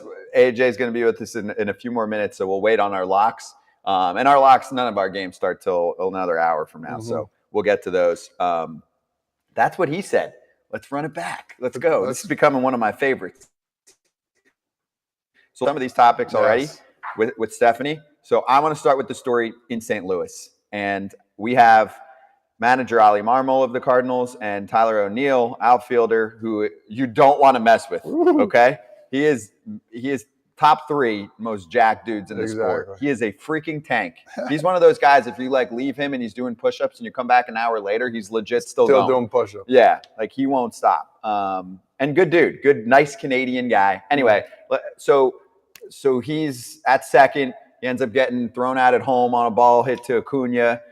Questionable if the third base coach even should be sending him on a ball like that. That's number one. That's number one. He did kind of pick it up to another gear when he's coming through third, and that's where the problem was, and Marmol called him out. So I feel like you're set up there, and you can always Google the play. Let's hear the post-game sound from both sides here, Marmol and Tyler O'Neill. We'll get to it. The guys playing really hard. That's not our style of play as far as the effort around in the bag there. It's unacceptable. Yeah. Just going on contact. I thought I got a good jump off the bat and, tried to make a tight turn. Ronald just got a cannon of an arm out there. He got me down, unfortunately. So, we've got to be better next time. We've got to try and get a better jump. Tyler, when we talked to Ollie, he talked about that play. He called it an effort thing and said that it was unacceptable. The word that he used. Did you have a conversation? Can you sort of share what that conversation was like between the two of you? I think he was pretty blunt about it. He didn't think I gave the best effort. You know, I'm out here every day grinding my ass off. You know, giving it my all and trying to stay on the field for 160 games out here. So, you know, like I said, I just got to get a better jump next time, and I guess, you know, just get around the base a little quicker, and you know, be in there next time. So you dispute that? You disagree with it? It wasn't an effort thing? Yeah, I mean, I'm trying to score that round, of course. You know, not out there to dog it at all. You know, those are pretty strong words from him, so that's good to know. Tyler, you mentioned that you felt like you got a good jump. Do you feel like the rounding of third was what you were looking for, or was that maybe an area where it went wrong a little bit? No, you know, I was just trying to take a tight turn. You know, I've been working a lot on different run form mechanics and stuff here in St. Louis. And that puts me in a better position for longevity. So, you know, maybe there was a little too much thought process in the play for me, rather than just a go get them, you know, as I usually would. So, you know, just finding that happy medium and learning from the experience for sure. Listen, we just talked about reporters, right? So they asked the same question 4 times in a row, just what nitpicking round in third base, nitpicking on the jump. This is what he said. It all ended up being pretty much the same question. So now you can see the anger kind of on his face. He's mad at the coach for saying that, for one. And then now he's going to be mad at a reporter. Like, listen, dude, you get a relationship with a reporter, and I'll get back to the whole situation. And then you're going to keep toppling on top, and you don't forget that as a player. And then when they come over and they ask, listen, let's talk about this. You're like, okay. And if I give you the long question, you're like, good. Yes. But you thought that was bad, though? I thought they were following up a little bit. I know they did. They followed up, but it was like nitpicking. I think he was pissed at Ollie. I think he was pissed at his skipper. He was like picking a scab. Yeah. But getting back to the play, listen, this is what, game 6, game 7? Like, come on, man. If he's not hustling first base, I get it. Pop up, you're not hustling. When you make a turnaround third, you got to get your footing for one back underneath you, and for two, that was just too. I don't know. I don't think it was the right call by the manager. I thought he was going hard. Same time, okay, he picked up speed a little bit. Like that's too much nitpick, man. Okay, you lost a couple games. If you're winning, he's not even saying a word about that right now.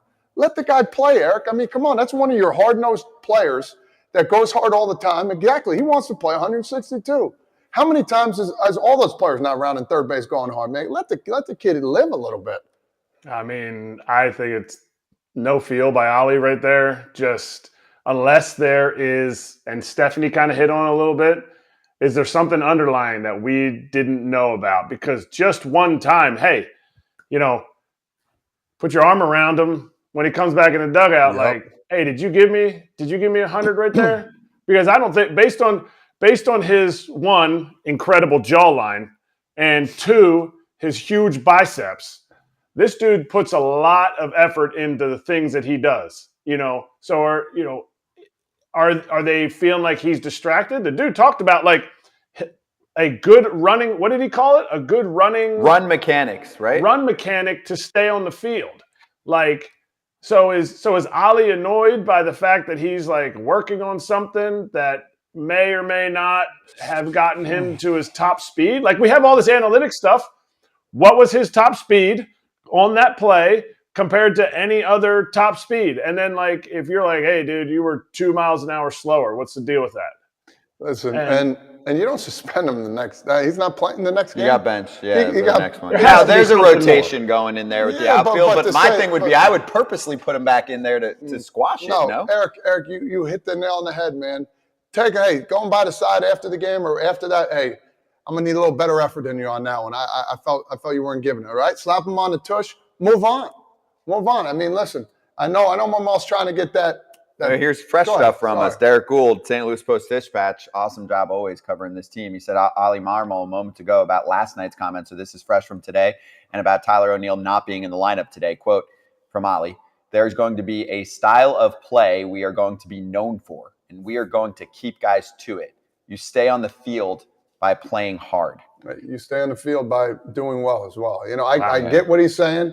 That's a great quote and all, but on that particular instant, I tend to disagree. So Robbie Cano in his prime, when he was good, and you can make the case about what was going on with the body, but talking about when he was good and putting up numbers, and he was sometimes playing at his speed to keep himself on the field and play 160 plus every year, he would not have been on the Cardinals. They would have said, nope, we don't want you, right? I mean, that's what it is. Like I was into this story when it was breaking late last night.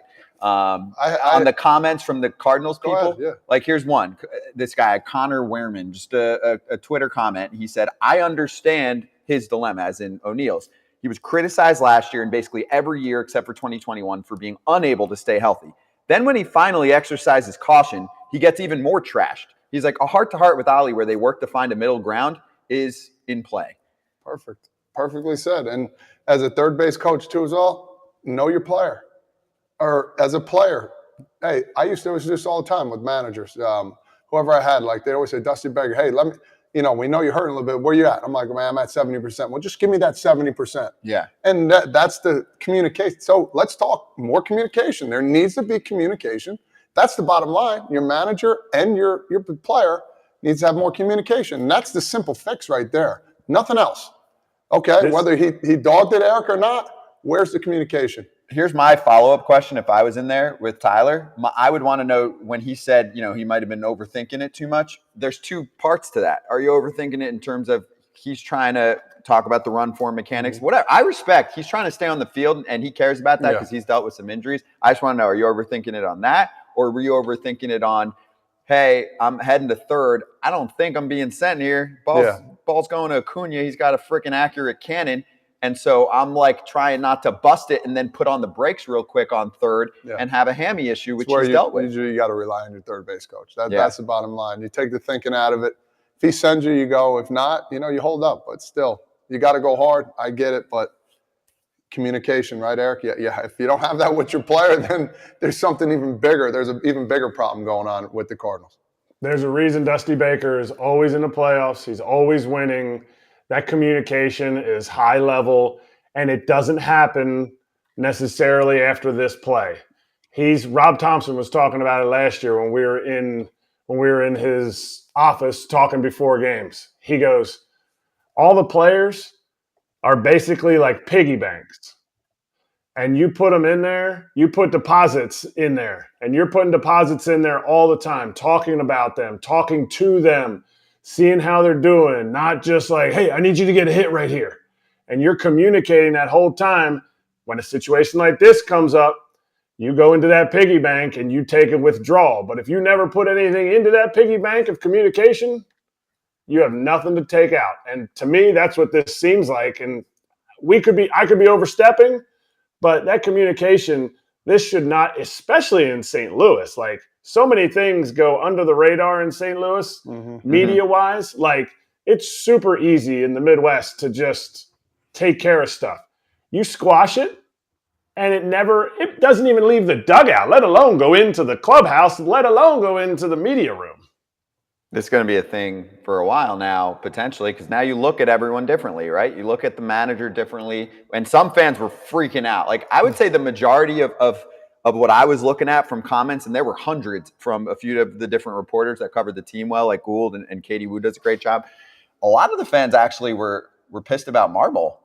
They didn't love the job he did last year. I mean, you got a lot of old school fans too that wanted an old school manager. There's fans that are like, get Mattingly in there, all that. But they're just pissed. They're like, just like what you're saying is, even if there is a problem, first week of the season already, you're roasting a guy. You're not trading him yet. Finish it here. Keep it here. Yeah. Not on the outside nose. That was the biggest thing. Communicate after the play, after the game. Hey man, I'm gonna let you know between us, I'm benching you what you did, or hey, pick it up a little bit. I don't know where you're at, how you're feeling. Let's talk. Do I need to go talk to the training staff? Communication needs to be finalized. And it's easy with the Cardinals because they have so many outfielders. Yeah. If he's out for a day, someone might ask, and you're like, yeah, I got the rest of the rotation going here in the outfield nobody's right going to now. ask. Nobody. But even if they did, it's like, sorry, I got Walker, Carlson, and Newbar in there today, or something like that. No big deal. He'll be back in the next day. No doubt. Other ways to handle this. The other side of it for me is, though, I do love the drama. It's good. It's fun to cover on the other side of it now. The drama. No, I do love the drama. Here's some drama for you. Manny Machado. So let's get back to this. He's the first player ejected for a pitch clock violation. So this was in yesterday's game against for the Pods against the Diamondbacks. Diamondbacks ended up coming back and winning that game too. Ron Kolpa booted him, and he said strike 3 because he wasn't in the box in time. And Machado said that he called timeout. It looked like it was kind of right at the buzzer there that he was trying to get a timeout called. And he definitely, I mean, I can read lips. He definitely called him a D-bag. And then and he gets tossed. And it's first AB. You want him in the game. Padres, they got to win this division this year with all those guys. And Bob Melvin, his manager, comes running out, and he's like, what the hell, Ron? And he literally said it. He called me a D-bag. Yeah. So I tossed him. I mean, you guys know, are you allowed, if you said to an umpire after a strike 3, you're a D-bag, he would run you. Most of them would be like, are you allowed to say that to a guy or not? I don't know. I don't know. What's the line? Listen, it depends on what umpire you have, honestly. Like, there's guys that you could go after and they'll come back at you, but I've never said that word before. I told an umpire, you got no balls. Like, I've told him, like, where are you at today? You know. And did you get tossed or no? Oh yeah, you did get tossed. Yeah, so that's not as bad. That was after the fact. I told him that he missed the pitches by like 2 feet, 3 in a row. I said, you freaking screwed me. I told Jordan Baker, the tallest umpire ever. Mm-hmm. I'll never forget this. This was in Double-A Carolina. I'm playing in Zebulon, and I'm arguing with the guy at first base. He's like, you can't talk to him like that. I'm like, who are you? We go at it. He throws me. I go, for some reason, I don't know why this came out of black. I said, I got bigger pieces of shit that are bigger than you, or whatever. I don't know why I said it. And then I look up and we both start laughing because we didn't know what to do next. We get to third the next day, and then we listen. He got to the big league. I got big league before him. We got there, and he was one of my favorite umpires ever. Like, we were real close on the field, but yeah. I mean, you ain't messing with Ron Kolpa, bro. He's got a short fuse, and he will toss you and say, and he is wise ass about it too. Yeah, he'll look at you, you know, one of those guys. I like Ron, but he's not afraid to let you know what he did, and give you a little kick in the ass on the way out. Oh, okay. Yeah, you can't say that to an umpire. I mean, you saw how fast it was. Man, he's always kind of had that smug look too, like. Yeah, but that shouldn't get him penalized, though. But what you say with a smug look, it's like it's way different. First of all, I watched the video, and I don't know if my audio was off, but it sounded like from the dugout you heard him saying, "Hey, Manny," and he was like, "Time out." It wasn't like he was like the college kid who was yelling, "Time, time, time, time." It just looked like from the video they were yelling from the dugout, and he was like. He was adjusting his gloves. It was a big look at me. I got my helmet on, all that stuff. And it was like, hey, give me time, Ron. Like, I'm a vet. Like, Ron was like, beat it. You're gone, nerd. No, and they lost the game. The Padres, the bullpen imploded. They lost one of their best players. Yeah, that's a bad loss. Every game matters. You better not lose the division by a game. The only thing for me was, I brought this up earlier, and let's bring an AJ on this too. Nicky Lopez. I'm watching the game that I, of course, banned because I'm 4-0 in my bets right now. And I'm watching Royals Blue Jays, and it's bottom of the 8th, and Nicky Lopez doesn't like a strike call. And he noticed the clock dripping down, and he gets his timeout before it hit 8 seconds, and he steps out, and he didn't get burned for a strike. And he probably didn't have the smug face on. He definitely didn't call anyone a D-bag. So, AJ, what's up? Good to see you, bud. What's Better up, late Ron? than never. How you doing? You can't control the weather, boys. I was supposed to land at like 10:30. You get in at 1:30. It's tight turnaround to get here. But Ron Kolpa ejected me from a perfect game once that Yu Darvish was pitching. So, listen, Ron Kolpa's got a short fuse. He's from St. Louis, so anything he can do to help out them Cardinals. Wait, did I say that out loud? I'm just kidding. Oh, hey. Yeah, but I have a problem with that. I have a problem with that. It's one thing. That's why I'm asking you guys, like, what's the line to tell an umpire? But when your answer is, oh, well, it depends what umpire. See, that to me is bullshit. Like, we shouldn't be talking about the personalities of an umpire, and as we say on social all the time, ump show, to decide if a player is going to get run or not, or how the game is going to be officiated. To me, that's not how the game should be. Umpires should be invisible. I agree. No, I'm just kidding about Ron Kolpa. He actually was kind of nice after he threw me out of Yu Darvish's perfect game. He's like, well, you argued a ball and strike call. And I said, yeah, well, you missed it. And it was the next day. So he was wrong. I was right. But, yeah, you shouldn't have to talk about umpires. Like a catcher, right? For Kratzy, if a catcher has a good day, you never notice he's back there. And if an umpire has a good day, you never notice he's there, and everyone just goes about their business. But you can't call an umpire a douchebag. I've tried, and it usually gets you run. So that was what happened with you and Darvish. It was when Darvish was on the mound and you were trying to get strikes, or was it when you were at the plate? No, I was catching. Darvish was in. He had already gone the first start of the year, 8 2/3, perfect. Gave up the hit right between his legs for the last out, and then we go back to Houston, and I think he was in the 6th or the 7th inning. Again, he had like 18 up, 18 down, and there was 2-2 count. He throws a slider, borderline. Maybe could have framed it a little better, but in a perfect game, you get late. Those are the calls you get. Then he walks the guy the next pitch, and I'm like, gosh darn it, Ron, what the hell? And he's like, that's enough, you're gone. And then we brought in another catcher, and then Darvish ended up giving up one hit, but it would have been the first time in history that 2 separate catchers combined on a perfect game, or a no-hitter. Wow. Gosh darn it! What the hell? That's what you said, really? No, I said some better, worse words than that. I did not call him a D-bag, though. I did not. All right, that's all that matters, I guess. You're crazy. But I did say some. If there's a replay of it out there, and it's rather comical. That is funny. All right, let's win some money today/tonight because it's mostly day games. Let's go. Time for Tuesday. Well, no, that's not Tuesdays. Wednesday's locks presented by BetMGM. But let's run through Tuesday's locks first. See how we did in yesterday's games. AJ, I tailed you. It wasn't my lock, but it was yours. And I did also bet on the Phils to win, so I broke even on that game. But they didn't score much.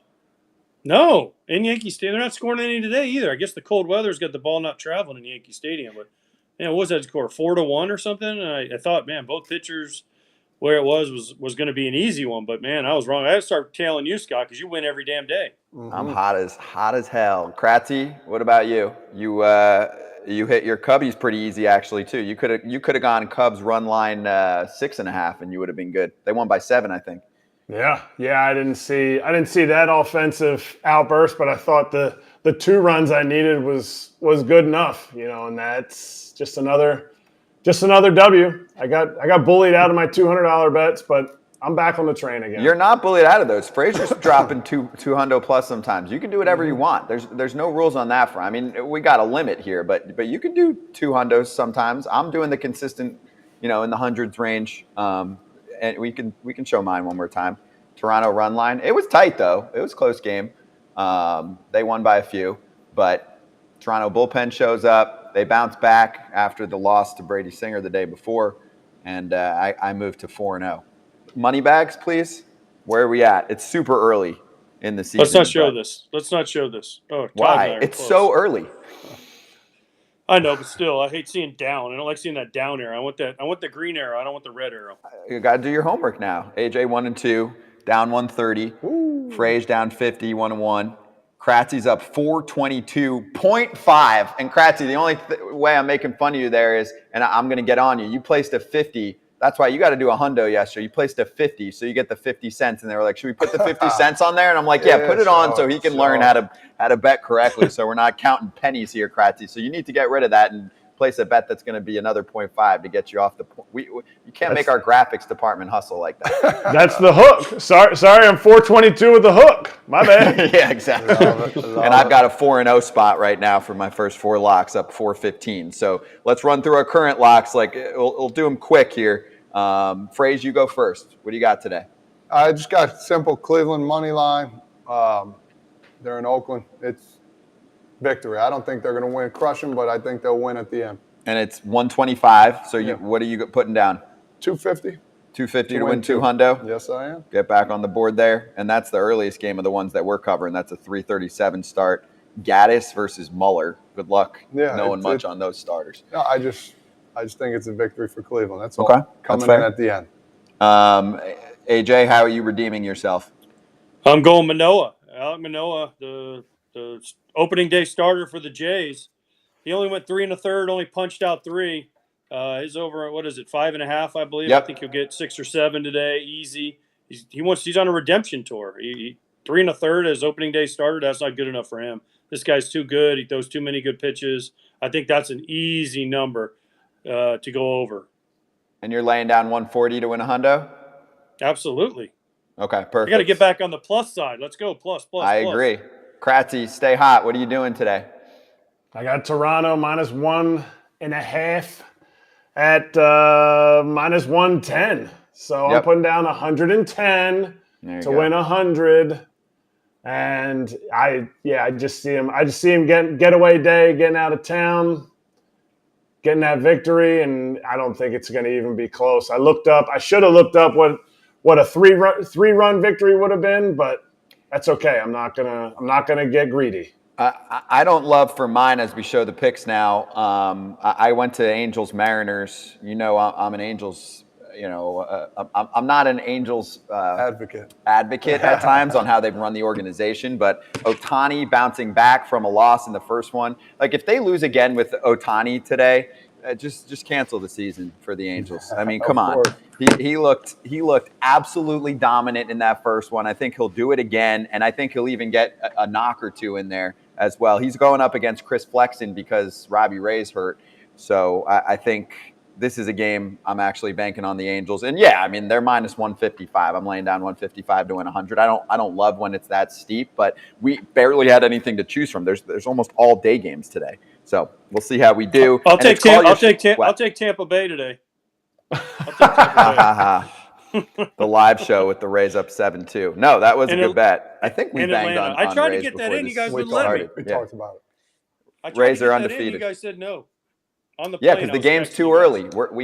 People need to watch the show and then digest what the games are looking like afterward. Here's the promo. It's Call Your Shot Wednesdays. This one's for existing BetMGM sports users. Here's the offer. BetMGM players place a $25 anytime MLB home run prop bet wager. You get a $10 bonus bet to use on any MLB game. And let's run through how this works. 3 easy steps. You log into the BetMGM Sportsbook app. Opt into the MLB Call Your Shot Wednesdays. Place a wager, either as a pregame or a live wager in the amount of at least $25, which is the minimum wager amount, on any MLB game. And then you do that, you get a $10 bonus bet to use on any MLB game. Always bet responsibly. Gambling problem or concern, call 1-800-GAMBLER. I'll take Pete Alonso. I'll take Pete Alonso in that.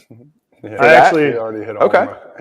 Yeah, okay, cool. Hit a home run. Then he's got to hit another. Yeah, AJ. One day, Kratzy will teach AJ how to live bet. -1.5. Yeah, exactly. I did. I actually I got that notification and I put the 25 down on Acuna because I thought he was going to hit one of those breaking balls from Michaelis today, but it's not looking good. He's going to have one more shot to get up next inning, but I should have put him down for more than one hit. Acuna's got 2 hits. Update real quick before we move on. Jose Trevino, 2-run homer. Our boy, let's go. Yes, Trevino homered. And I've got an update for you too, actually, before we get to slap hands. In Minnesota. Breaking news.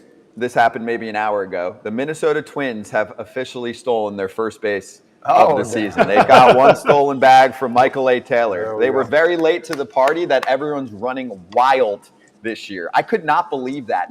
This morning, Mike Petriello sends out the tweet, and he's like, not only have they not stolen a base, they haven't attempted one. I'm like, how? Imagine to me, that's like Christmas, you get a new PlayStation, and you leave it, like, you open it up, you're like, cool, and then you don't, like, the packaging, and then you just leave it for a week. Like, got to go to grandma's. No. You don't want to play with this new toy? Crazy. That was crazy to me. And it's not like everyone's slow on the Twins. Michael A. Taylor can move it. I haven't watched every Twins game from front to back, but I'm like, nobody's running when they get on first? Is Buxton not getting on base? Or? I got to look. I mean, or is he – I mean, he's one of those guys where they're probably going to be bubble wrap a little bit and, hey, let's not run much. They've done that with Trout the last few years. Sure. Trout is still 50 like nothing. It's cold in Minnesota. Maybe the bases are smaller, when it's cold. Except they're in Miami. It shrivels up. They're in Miami. He would know about that one. Yeah, well, maybe they went in the water first, and again, things shrivel up there. So. Hey, before we get to slap hands real quick, I heard you guys talking about the Ollie Marmol O'Neill thing. Yes. Dude, he's got to keep that in-house. I just wanted to say that. He's got to keep that. He doesn't need to go to the press. They're 5 games in. You don't got to go to the press and say, Tyler O'Neill's not running hard. I watched. They have a high home with the all 9, and you can see him. He doesn't get a terrible jump, and he's going. I mean, listen, you can't call your guys out 5 games into the year. It's just, especially when you're expected to be a playoff team, and O'Neill's a big part of that. You just can't. You got to keep it in-house. So you guys are right. I don't take Tyler O'Neill as lazy either. I mean, obviously I didn't play, but No. Dude's yoked. I feel like he's a guy that probably gets there early as hell, and he's already gotten a workout in. And I don't know. I don't remember seeing like Tyler O'Neill consistently dogging it. And now my thing's going to be though, I think he does have to sometimes pump the brakes so he stays on the field because you don't want it's the same thing. Bryce Harper did it. And in the beginning of his career, he's smashing into walls. And then they're like, Bryce, we got to keep you on the field, dude. You're too good. Remember he crashed into that wall in LA and he's got the blood going down. And it's take one step back. It's Trout. Hey, let's not steal 50. If we can keep you on the field, that's more important. Cano, go down the line. Go hard. That's it. This isn't Little League and high school ball. You got to take care of your guys. Yeah. Take care of your body, though. That's what I mean. Guys, make sure they're where they need to be. Yeah. All right. Hey, did you guys ask Buster Posey what it was like for me to have my number retired in San Francisco before his? No, we didn't have you on, but I bet he would have been pissed. He would have been pissed. He would have came after you if we did. No, I know. All right, let's do slap hands. Kratzy's got a game. We got to jump. We're over time here.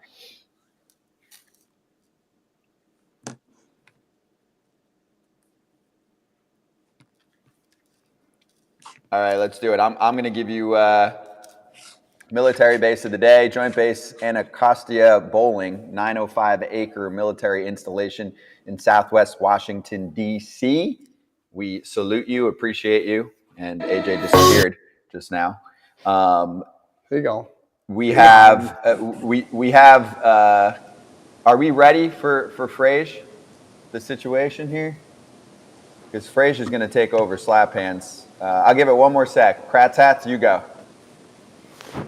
We got a Scranton Rail Riders, the Nighthawk hat. The whole uni is all black except for these like green, like whatever it is, and it's like the glow park. It's actually a pretty sick hat. It's a hat I wear decently awesome. I love the like matte black look with the green. Rail Riders, lots of gear. I love that. The green's cool and unique. You don't see a lot of green in the sport. So, and I know Frage loves it. That's a little St. Patty's Day vibe. And green is the money. And green is the money. Exactly. All right. Speaking of which, we have a problem.